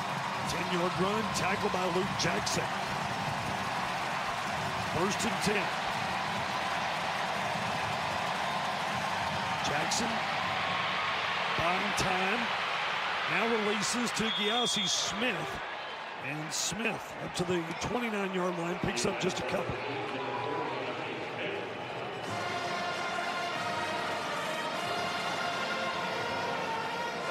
Yeah, pretty well covered in the back end by the Eagles. Nowhere for Jaquindon Jackson to look. He was trying to go downfield. A little bit deeper pass route. It was covered up. Had to dump it off and just trying to get something. Second down and 8. Smith on the sweep. Across the 35. Tackled up near the 36, about a yard shy of the first down. Yeah, that's some pretty good perimeter blocking there by the Panthers. They stretched this defense out. They've been gashing them inside, and that's the same look. They've got to respect Jaquindon Jackson keeping it and going to the right. But this is just enough outflank to the defense, and it's blocked up well. Third down and 1. Yeah, I don't think you play around here. I think you let that big offensive line fire off the ball. And that's your big 200-plus pound running back get 1 yard. Smith, and he will get the yard. And another yard. A 2-yard run. Good enough for a first down for Tristan Smith. Now, these running backs are so gifted. And if you look at Smith, just that innate ability to eke out the yard. It was kind of like last week. Zeke Elliott had to get that first down, and somehow, some way, he just eked out and got it. Smith certainly getting it done there. Jackson, incomplete. Zariah Beeson was the intended receiver. Second down and 10 coming up.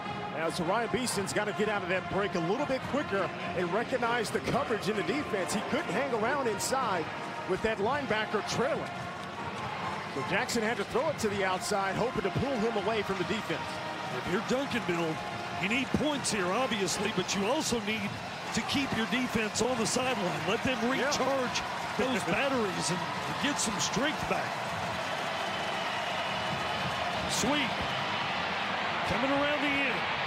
Roderick Daniels, 40. Daniels to the 30. Daniels brought down inside the 15-yard line.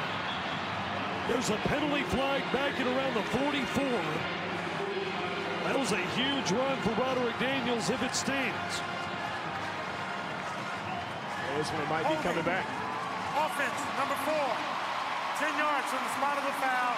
Replay. Second down. Tough break for the Panthers.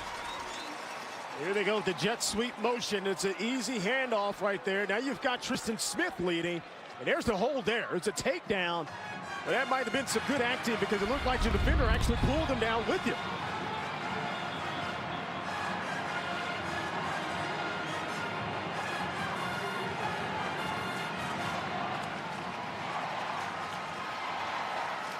Duncanville will have to try it again. Now second down and 15.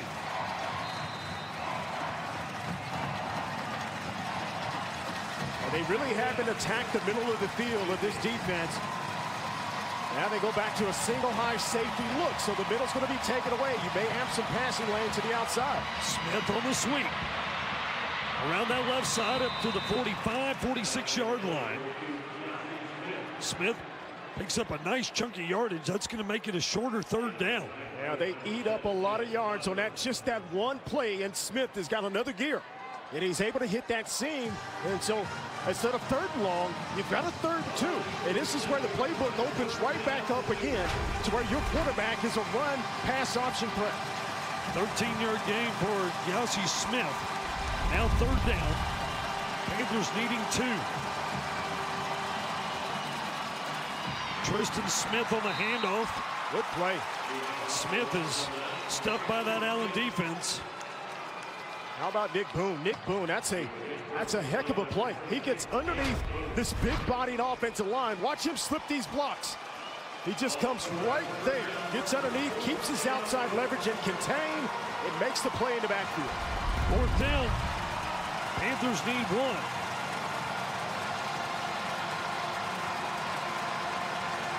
Now hurry up. You got 10 seconds on the play clock. Duncanville not in a big hurry. You might have to burn one. Play clock down to 2. 1, 0. No delay in game penalty. But Allen holds on 4th down.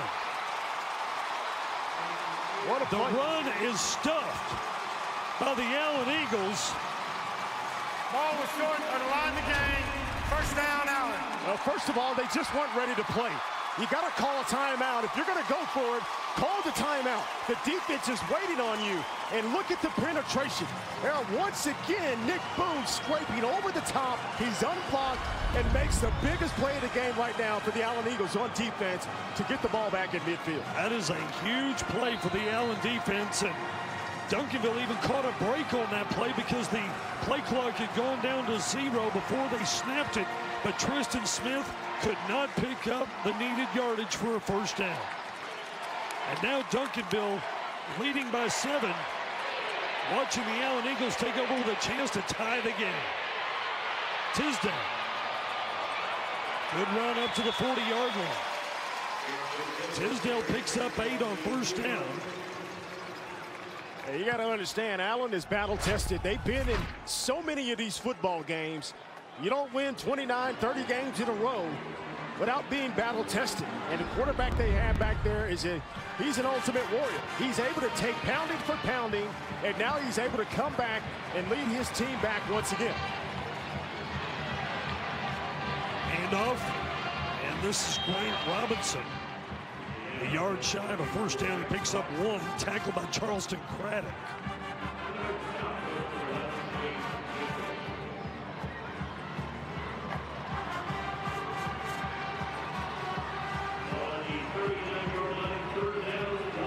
Third down and 1. Hand off to Manning. Manning will pick up the 1st down as he works it to the 36-yard line. Starting to see this offensive line regain dominance up front. And I never thought I would say that again after the first half performance by the Duncanville defensive line. Now you're starting to see these runs start to eat away. 2 yards, 3 yards, 4 yards here and there. Tisdale a keeper. Goes right, 30-yard line. Finds an opening, 25. And knocked out of bounds at the 15. Another big run.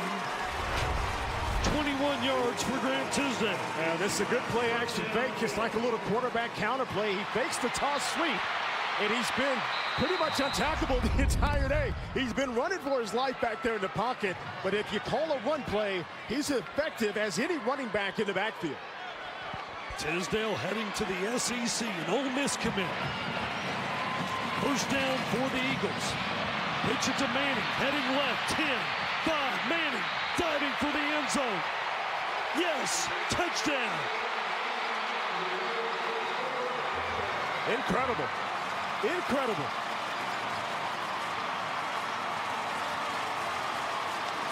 The Allen Eagles are 1 point away from completing a 21-point comeback to tie this game. And Elijah Fisher gets away with a hold right there. He gets away with a hold right there on Chris Thompson. They don't call it. And Selden Manning stays on track and gets this thing in the end zone to tie the game off. What a game. 1:11 left in the 3rd quarter. And the Allen Eagles down 35-14 have stormed back to tie the game at 35. Selden Manning with the TD. And the champions are back in the fight at AT&T Stadium.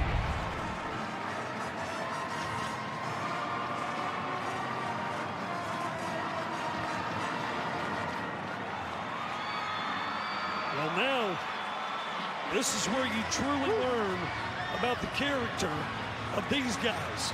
The Duncanville Panthers and Reginald Samples is getting into them on that Duncanville sideline, talking about that very thing.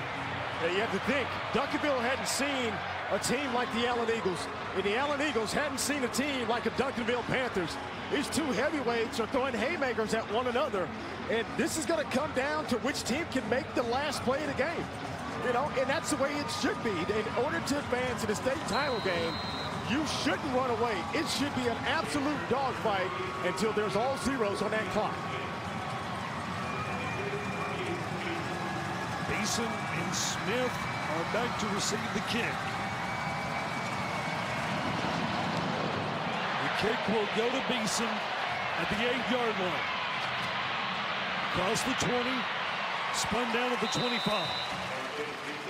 Let's send it down to the sideline and check in with Chris. Reactions differed here on the Duncanville sidelines following their last offensive possession. For Jaquindon Jackson's part, incredibly calm, cool. It looked like he had ice water running through his veins. Not frustrated like a lot of his teammates who were throwing helmets and really frustrated after that last drive. The first person to come up and encourage Jaquindon when he reached the bench was Jalen Nelson, former Duncanville quarterback now at Texas State. A lot of Panther alums here hoping to see their team knock off Allen.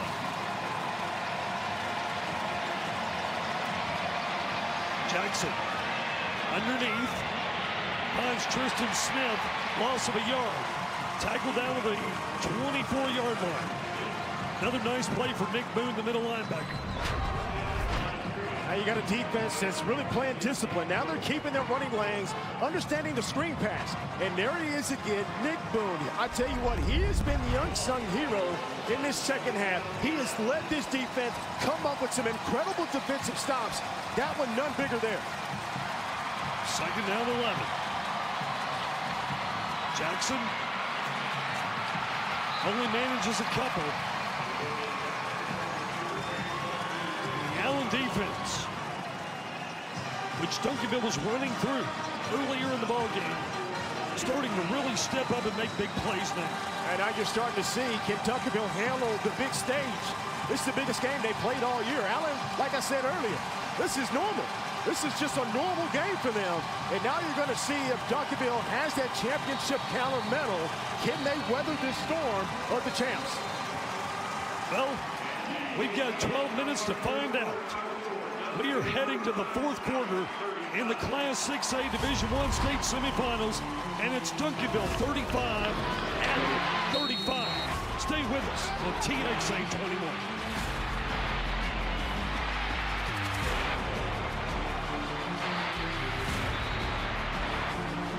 You're ready for holiday guests.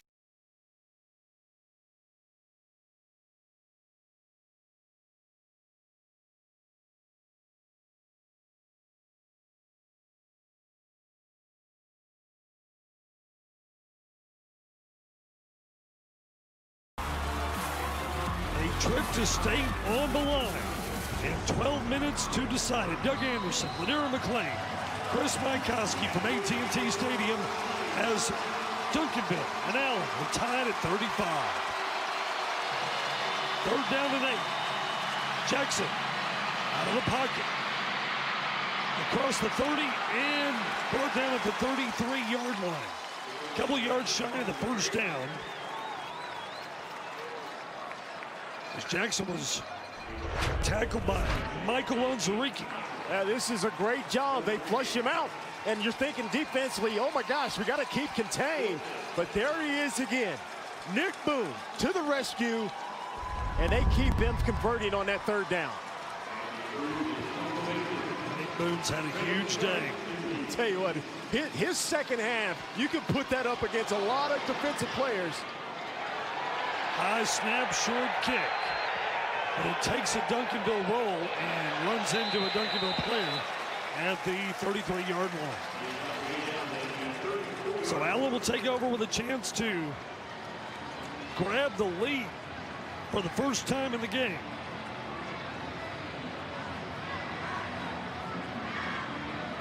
Grant Tisdale has engineered a masterpiece of a second half. And, you know, one of the keys to the game was just find a way. And I think this is the epitome of that. This offense, not the typical way they've gotten it done all year. They've just been fighting and just finding a way to get things done. Tisdale, ankle tackle by Jadarius Thursby. And a loss of yardage. That is a big, big tackle by Thursby, the sophomore outside linebacker. And if you're the Panthers, you just need somebody to light that fire again. And that's a good play by Thursby, because now it puts this offense behind the chains to where now you can play to your strength and put pressure on the passer. 2nd and 12. Weiss with the grab, and he is tackled at the 33-yard line. Picks up about 5. That will bring up 3rd, about 7 for the Eagles. And this play probably should have been dead right here. But this is Theo Weiss, and he just makes an improbable move. And you see Thursby saying, yeah, where's the holding call? Officially 3rd and 6. 3 receivers left. Tisdale wants Weiss on the right side. Incomplete. And no flags. That will bring up 4th down. Now you're starting to see these defenses kind of settle in this second half. A lot of points given up in that 3rd quarter by Duncanville, but they settle down on that series, take some things away, and it all started on 1st down when Thursby tackled the quarterback for a 3-yard loss that put them off schedule, and that played to the advantage of the Duncanville's defense. Penalty flag. Ball start. Ball start on the offense. Number 6, 5-yard penalty, still 4th down.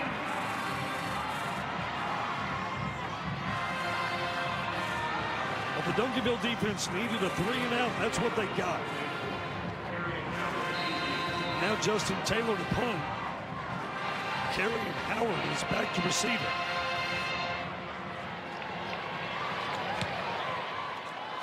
Good kick. Howard will watch this one bounce down to the 29-yard line.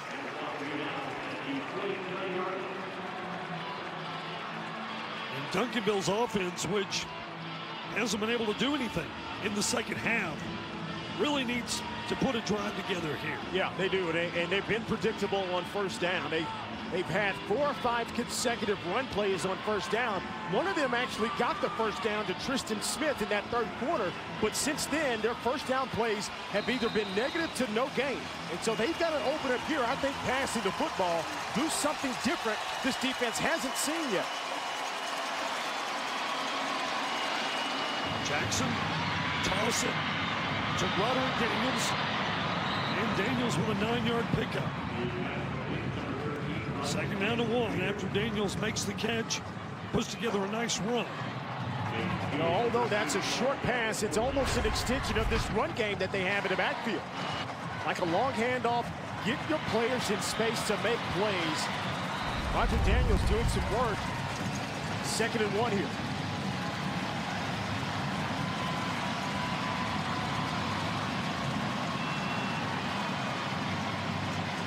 Jackson a keeper and stops short of the 1st down. In fact, he'll lose a yard. And that play is simply not working anymore for the Duncanville Panthers as K.C. Curl makes the stop.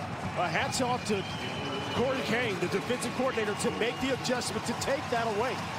And so now, if you're the offensive coordinator, Eric Mims for the Panthers, what are your wrinkles off that? What are the pass plays off that? What are some things to go outside? Because it looks like the Allen Eagles are packing inside the middle of this defense and daring you to throw the football and run outside. 3rd and 2. Jackson hands off to Smith, and Tristan Smith picks up a yard, but that is all. 4th down and 1 coming up. And Luke Jackson has made an impact in this ball game. He seems to be around every play. Smith hobbled a little bit as he comes off the field. And you can see what he's seeing. Yeah, there it is right there. What a play by Jackson. Wow. 4th and 1 and a timeout on the field. We'll take the break as well as the Panthers want to discuss a crucial 4th down play coming up next on TXA 21.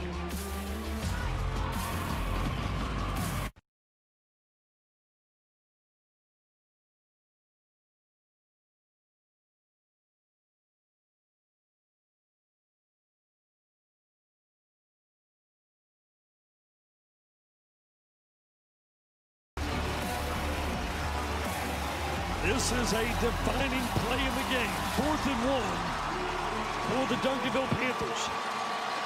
35-35.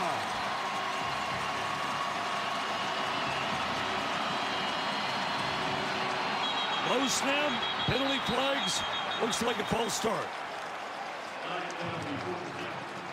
False start. Offense, number 54. 5-yard penalty. Still 4th down. Doug, I think that saved them from themselves. I don't think you go for this right here. In this moment in the game, let your defense play it. Your defense has brought you this far. Don't give any advantage to the Allen Eagles. Punt the ball away. Your defense is playing okay. Take your chances, because if you give them a short field, that might be it. So I think this was a blessing in disguise. Anthony Cruz will punt. Waylon Sharp is back to receive it. High snap, but Cruz gets the ball away, and it takes a nice Duncanville run. All the way to the 16-yard line, even though they tried to hit it a little further back than that. But the Eagles will take over on their own, we'll say 17, with 7:53 left to go in the game, and the two teams tied at 35. What a ball game. What a game. And you know what? This is exactly what the state of Texas was certainly looking for. You said at the beginning of the broadcast, two heavyweights going at it. And what other way should this game come down to? Two teams going at it, their awfully best, and having a chance to win this thing to advance to a state title. You almost wish this was a state title game. Certainly has the feel of one. Pitch to Robinson. Robinson is spun out of bounds by Anthony Cruz at the 20-yard line after a gain of 3. Allen fans want a flag, but that was a clean play in bounds. Robinson a little banged up on the Allen sideline. And E.J. Ndoma Ogar slow to get up for the Eagles, and now limping off. He is the best offensive lineman they have. That's a tough injury right there. No question about it. You already were down Satarian Brooks, who's your other FBS caliber offensive line. But watch the end of this. This is a tough play in the game to come in for Grant Robinson and bang. I mean, you've been sitting cold the entire game, and you want to run me in the 4th quarter? And this defense? Hey. 2nd down and 8. Tisdale hit and dropped. No gain at the 20-yard line. Craddock finished the play. Kamarja Kinney started it. Those two defensive ends still playing tough here in the 4th quarter. Yeah, this defense is not really giving an inch right now, starting to hone in. Allen had that flurry of scoring in the 3rd quarter to get themselves tied up. And really since then, things have kind of normalized and equal out a little bit. Tisdale under pressure and will go down. Loss of 5. Back at the 15-yard line, and Crash Craddock does it again. He had some help. Cruz and Jackson in on the play, and that brings up 4th down, and Justin Taylor will punt from his own 1-yard line. Well, like Coach said they're relentless. Coach Sample says they don't quit, and that's exactly what they're doing. Keep the fight. And now you've got an excellent chance here for the Duncanville offense. They're probably going to get pretty good field position, barring a punt here. False start. Offense, number 90. 5-yard penalty. Still 4th down. Well, there you go. That's going to push them back just a little bit more So you are going to have excellent field position unless he just kicks an outworldly type punt.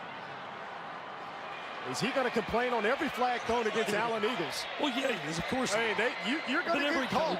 Every coach does that. None of them think they ever get penalized.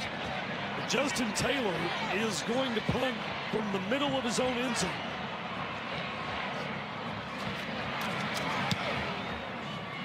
Pretty good. Howard back to receive it. We'll watch it bounce, and we'll stay away from it. Now pick it up. Howard taken down at the 38-yard line.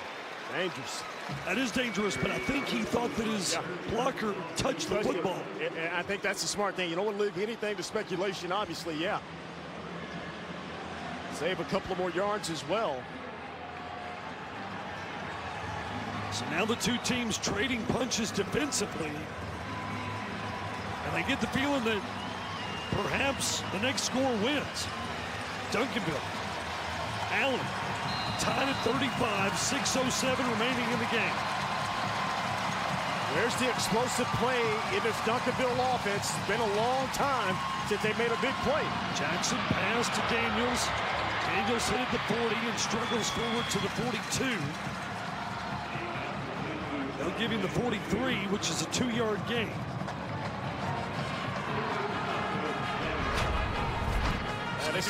That's a good open field tackle once again. Roger Daniels so elusive.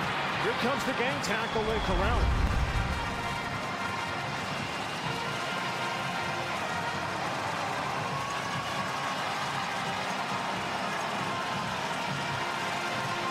Smith in motion, takes the handoff. Up to the 49-yard line. 6-yard pickup for Giassi Smith. Well, that seems to be the only play that's been effective. That little jet sweep end around to Giassi Smith. He's been able to get the corner of this defense because they're so scared of Tristan Smith and Jaquindon Jackson gashing him up in the middle. 3rd down and 2. Back to Smith. Tries to turn it upfield. Can't do it this time. Slipped down, and K.J. Willie was there to jump on him and make the stop. It's incredible. It's incredible how these defenses just seem to put the clamps on both these offenses that seemed unstoppable at one point in this game. Duncanville looked unstoppable in that first half. And in the 3rd quarter of this game, Allen looked to score whenever they got a chance with the ball. Here we go again. They're going to go for it. I'm not even sure about this, but here we go. 4th down and 2. Jackson out of the gun. Rolls left, being chased. Fighting for the first down, and he has it.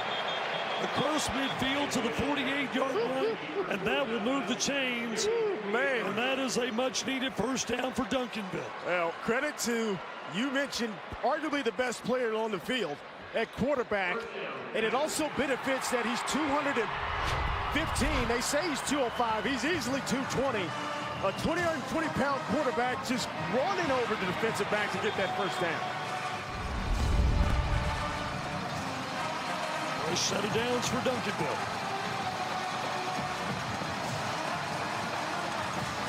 Jackson rolls out right. Throws back over the middle, incomplete. And Roderick Daniels, but could not make the connection. They like to have him have that one back. They caught the defense in a little bit of a zone, but Roger Daniels has got to help his quarterback out. Shut that route down when you kind of feel that you're not in man coverage. Just stop where you are.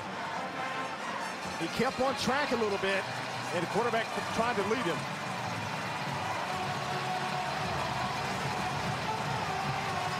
Four minutes left in the game.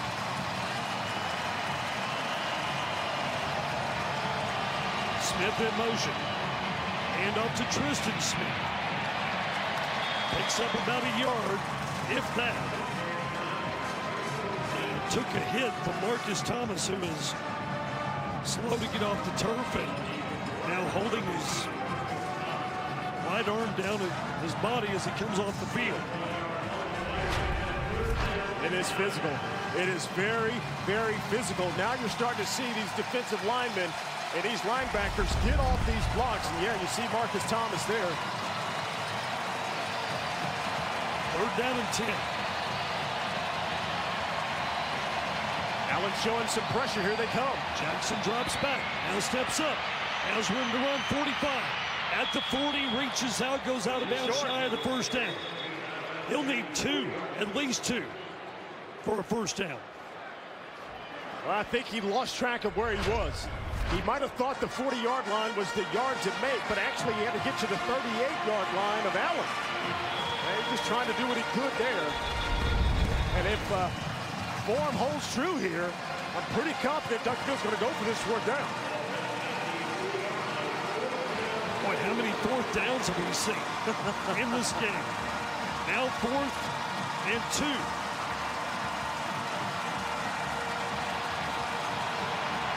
Duncanville will call a timeout. Duncanville. That is their 3rd and final timeout of the half. As you heard, the 3rd and final timeout for Duncanville with 3:11 left to go in the game. Panthers and Eagles tied at 35 in the Class 6A Division I state semifinals. Now, offensively, you got to be thinking, hey, we can't run this ball in the middle of the defense. They've already proven that. They've taken that away.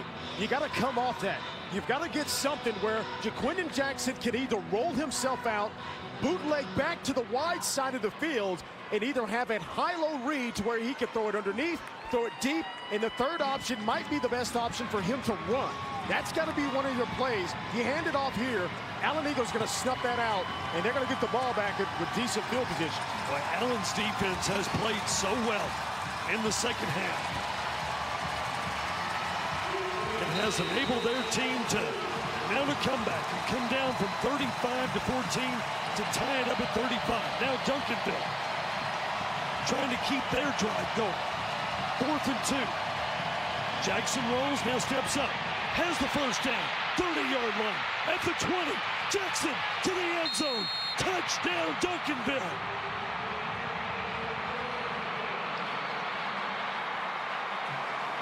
Unbelievable. Jaquindon Jackson does it again.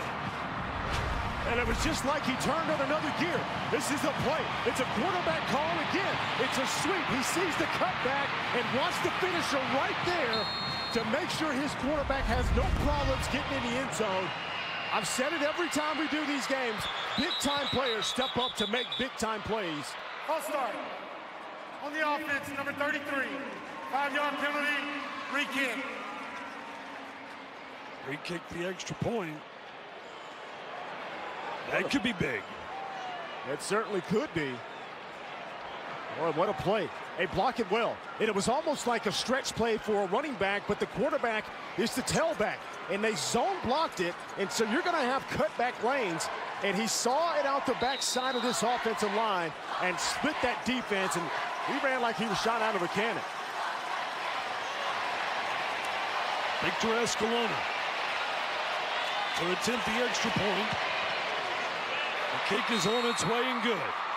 3 minutes and 2 seconds left in the ball game. And Jaquindon Jackson has given Duncanville the 42-35 lead. 3rd touchdown run of the game.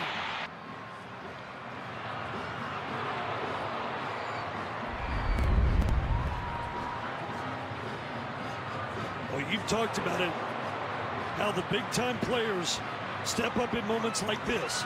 Certainly reminiscent of an Allen quarterback that we saw take them to 3 state championships. Yeah. Kyler Murray, the Heisman Trophy. Yeah, you know, Kyler Murray did it for years. He just seemed to make the play.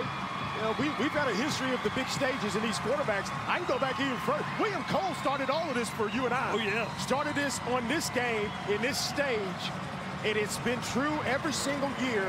And I'll tell anybody, if you've got a stud at quarterback, if you've got a stud offensive player, and they can be the difference maker. Jaquindon Jackson's certainly doing that now. Kickoff will be taken inside the 5-yard line. Out across the 20, a penalty flag. Big return up to the 35-yard line for Allen as Jawan Mason made the nice return, but there is a flag down.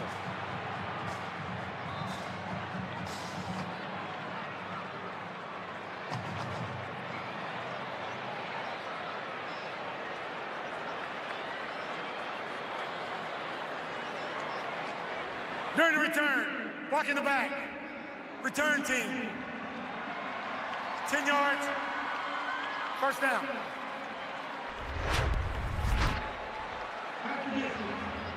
There's a look at the block in the back.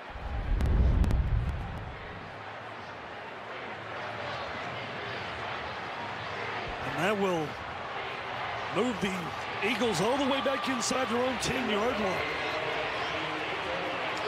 Well, if they want to keep this rolling, they're going to have to go the length of the field pretty much against the best defense they've faced all year long. Tisdale steps up. Tackled at the 12.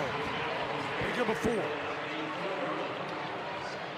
Second down and 6. Plenty of time for the Allen Eagles, who have all 3 of their timeouts left. And Duncanville's out of timeouts. No timeouts at all. Empty backfield. Oh, false start. Yep. Left side of the line jump for the Allen Eagles. Offense, number 68. 5-yard penalty, second down. That's Tucker Robinson, who is playing in place of Donovan Ford, who had to move over to the other side of the line to replace Sir Tadrian Brooks.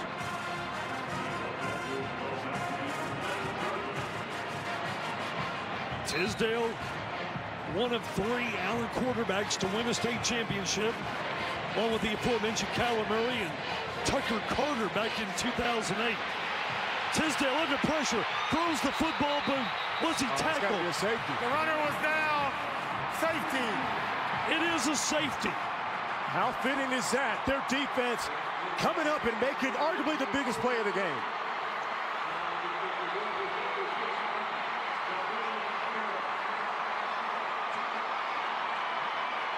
44-35, the new score, 2:16 left in the game.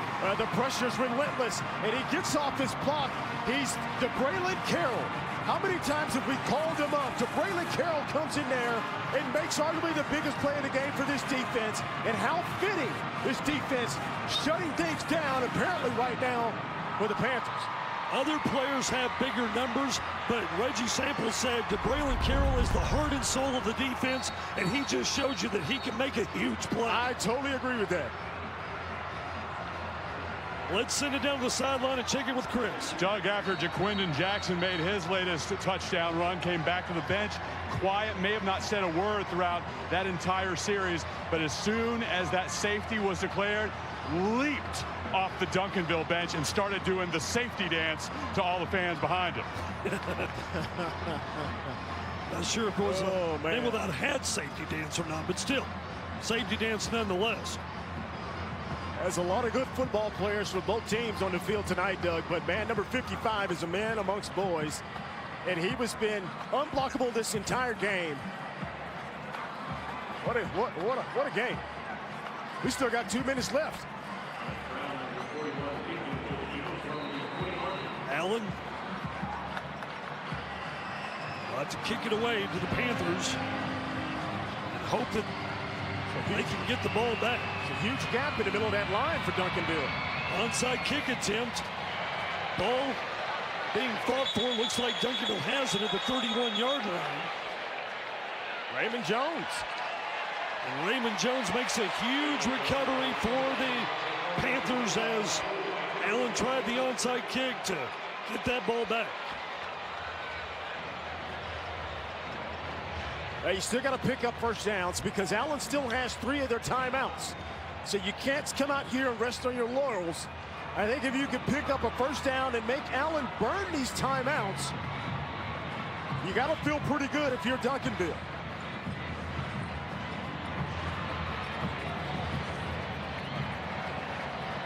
Jackson. Hands off Tristan Smith. Heads right. Wrapped up, stopped for no gain.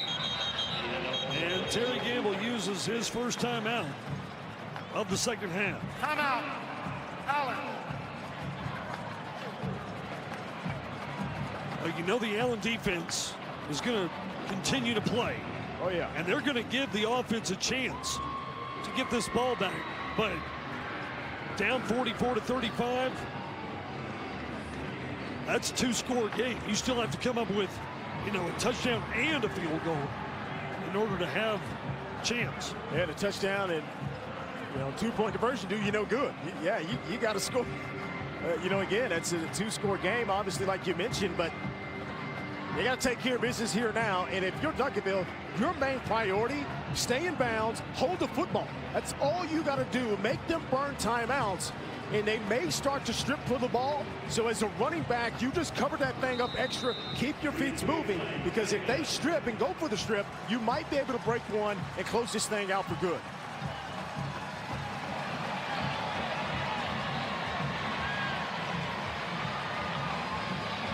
Jackson has Javon Fountain in the backfield. Smith in motion. He'll take the sweep. And he'll be wrapped up and dropped. No gain. It stays in bounds. Timeout. Allen. That's their second of the half. Now Allen uses their second timeout.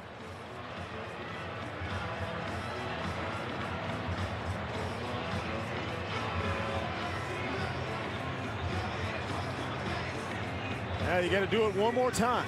And if you're Allen, this is it. You got to stop him here. Call that timeout. You're going to have no timeouts if you do stop him once you get the ball back. And Duncanville, it's all about ball security right now. Tough to pick up a 3rd and long here against this defense. It's been a struggle pretty much the entire second half. So your main thing now is protect that football, stay in bounds, keep those feet moving. You never know when you can break one.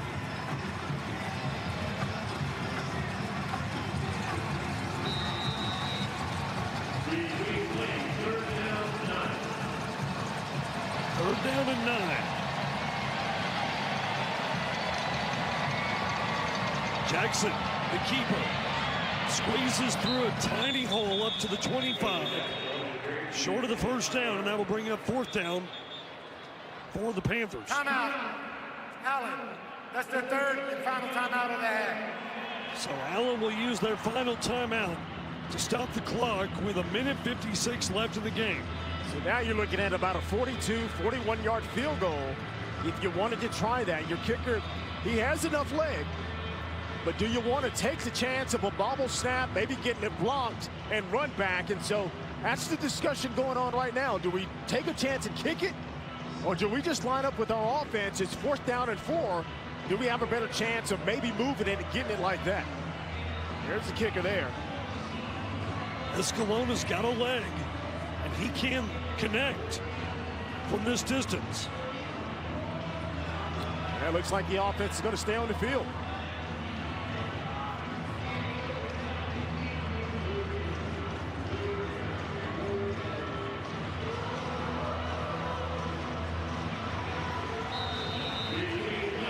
Under 2 minutes to play.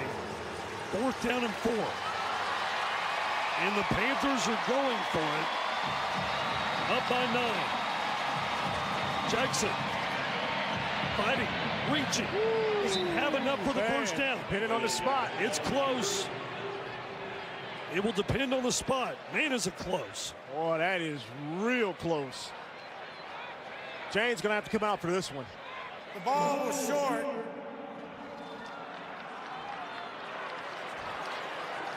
Boy, it ain't short by much. I mean, they had to get to the 21-yard line. The ball is on just inside the 21, maybe from my angle. First down, Allen. Okay. Don't even bring the chains All up. right. First down, Allen. Well, mission accomplished there for the Allen Eagles defense. I thought maybe at the end of this, when he stretched it out as he's falling down. Again, got to get inside the 21. Yeah, that's a pretty good spot. Yeah, looks like he's just short of that 21-yard line. And they officially have it on the 22. So there is life and hope left for the Allen Eagles. No timeouts. You got to be smart with the football. If you go across the middle of the defense, you got to hurry up. You get a first down. You got the benefit of the chains moving, so the clock is certainly going to stop. But you've got to try to work these sidelines. And if a ball carrier you get it, you've got to try to make what you can and get out of bounds.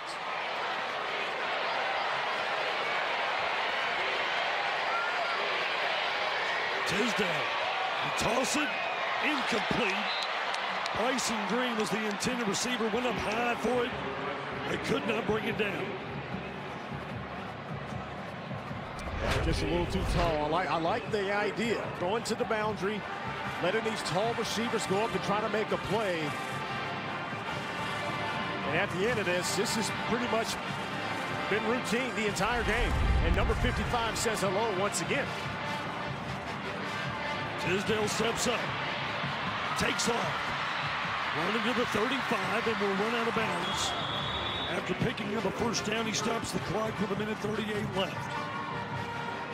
I got a lot of chunk yardage on that play. Good decision by Grant Tisdale. That's what you have to do. If your first two reads aren't there, you're not going to have time to go to your third and then your safety valve. So you've got to run and make the defense pay by not accounting for you in the scramble drill.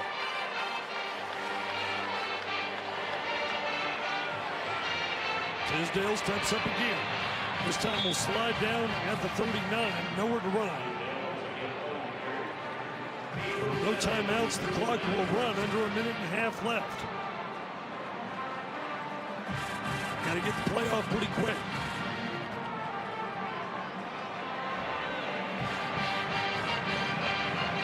Tisdale throws to Weiss. And Weiss hit as it catches the ball, but does bring it down. Wow. Inbounds at the 46-yard line. What a great grab. What a catch. He's got a defender hanging all over it. This pass is high and away, but Theo Weiss climbs the ladder and pulls that thing down. Great football. Watch this. And a terrific catch. Wow.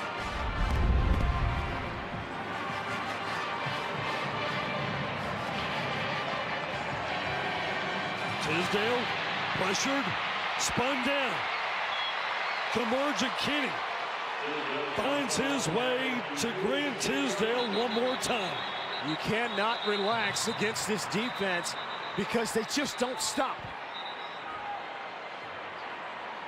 Yellow flags flying from everywhere as there was a little pushing and shoving between the players. We go under 1 minute to play. Duncanville leading by 9, 44-35. You just have to know as a quarterback, you can never feel comfortable in a game like this. You have to always think with a sense of urgency, and Grant Tisdale relaxed on that play. Two fouls on the play, both a dead ball. Sportsmanlike conduct on the offense. Sportsmanlike conduct on the defense. No balls with dead balls. They decline 4th down. All set, 4th down. Here it is again, and Grant Tisdale, see that right there, got a little bit too lazy. You got to commit and run right now. And here comes the pressure. It's been just wave after wave. A speed rush there by Kamarja Kinney. This is the ball game for the Allen Eagles. Tisdale throws underneath. Has a man caught for a first down inside the 45-yard line. Elijah Fisher with the catch. That keeps the drive going for Allen. What a play. What a play. Grant Tisdale knows he's about to take a hit. Stands right in the teeth of that pressure and gets the ball out to Elijah Fisher. Watch this here. You're going to see James Mitchell pop open right there. Knows he's about to take a hit, stands tall. Tisdale in trouble, and Tisdale goes down. Kamarja Kinney does it again. Got to get up. Got to get up. Got to clock it. Time continues to run. Under 30 seconds left of the game. Got to clock it. And that's what Tisdale will do. Stops the clock, 24 seconds left.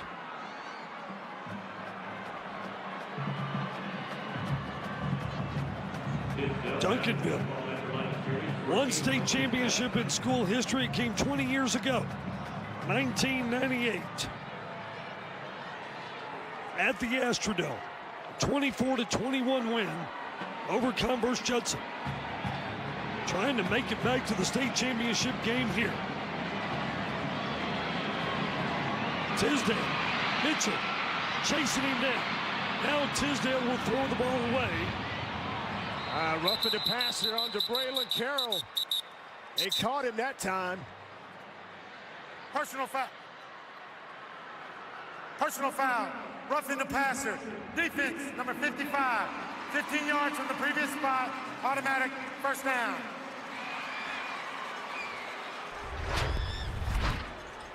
Yeah, watch the end of this here. Jabraylon Carroll on the pursuit had plenty of time to pull up, and they're going to call that every single time. They're protecting quarterbacks not only in the NFL, but every level.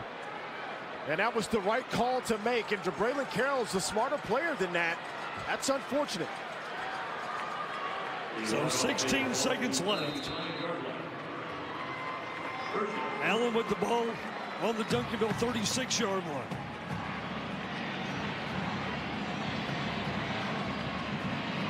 Tisdale steps up. Now will throw it away. 10 seconds left. There was nowhere to go downfield. Now you're starting to see fatigue come in, and this is where you got to be in great condition, and you got to come up and suck it up and make a play. And these receivers have been running a lot of routes, and right now they've got to dig deep and try to get downfield one more time.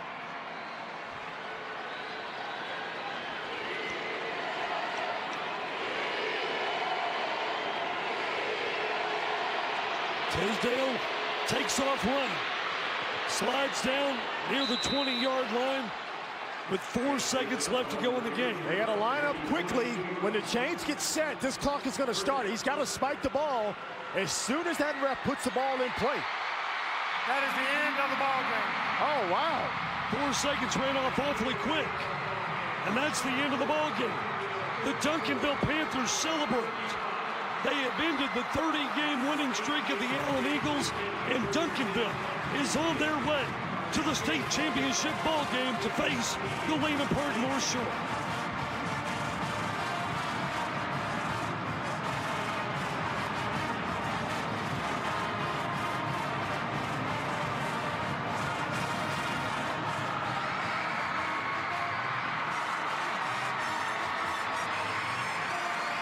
For the second time, Reggie Samples will take a team to the state championship as Duncanville wins at 44-35.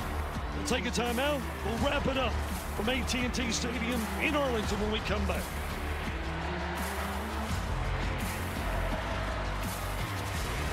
You're ready for holiday guests, and you have the best gifts under the tree. You went to the Cons Home Plus Pick Your Gift Furniture event and got the furniture you really wanted. Then you chose a bonus gift you really wanted. Through Saturday, pick from incredible gifts like an iPad, a 50-inch 4K TV, or an Xbox. Spend a little more and pick two. The Cons Low Payment Finder helps find the lowest payment tailored to you, so you can put more gifts under the tree or keep them for yourself. We won't judge. You got this. With Vroom, you can get carefully inspected late model cars delivered straight to your driveway.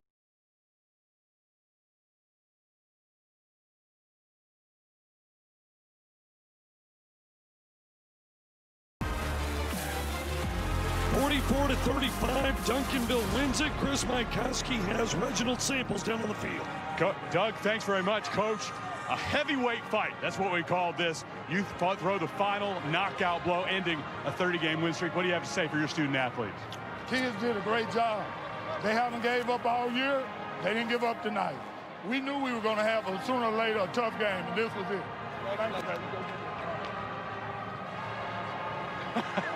I know, you lost your train of thought.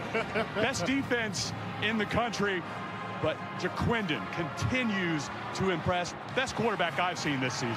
He's a good player, and he's learning to play quarterback better every year, every day. So we're going to try to keep getting better and win one more game. You celebrate this for about 24 hours, then get ready for North Shore here. Right here. I'm so happy. Appreciate it, Coach. Congratulations. Doug? All right, thanks a lot, Chris, and thanks to Reginald Samples. Jabraylon Carroll had the UPS on-time delivery play of the game, and it could not have come at a better time, but first we're going to show you that little bit of that, but here's Jabraylon Carroll with the safety on Grant Tisdale. That got it done, and their defense has carried them the entire year, and the biggest play of the game by their big stud defensive interior lineman making the play of the game. UPS Future You. Apply at ups.com. And now time for our player of the game, brought to you by Standard Insurance. Standard Insurance. Let us help you save money. How about Jaquindon Jackson today? Did it with his arm, did it with his legs. Just electrified the crowd the entire night. I thought this run here was incredible. Sensational run down the middle of the defense, going 90-plus yards. But his last touchdown of the game, which separated and got them up on the scoreboard, was impressive enough. Outstanding player. So Duncanville heads to the state championship game. What about the run for these Panthers? It's been phenomenal. Their defense certainly best. They got tested by the champs certainly today. But right now, we're going to have a new state champion crowned in 6A football. We cannot thank enough the crew that does this every week. I wanted to say all their names, but we don't have time, unfortunately. But the Jeff Watts Productions crew, you're the best, and we could not do it without you. For everyone that was a part of this one, our statistician, Robert Walton, who helps us so much during the year. Chris Mikoski, who was an absolute joy to have on the sideline this year. And for my broadcast partner of 13 years, Darren McClain, I love this guy. I'm Doug Anderson, and we will see you next year right here on TXA 21. Good night from Arlington.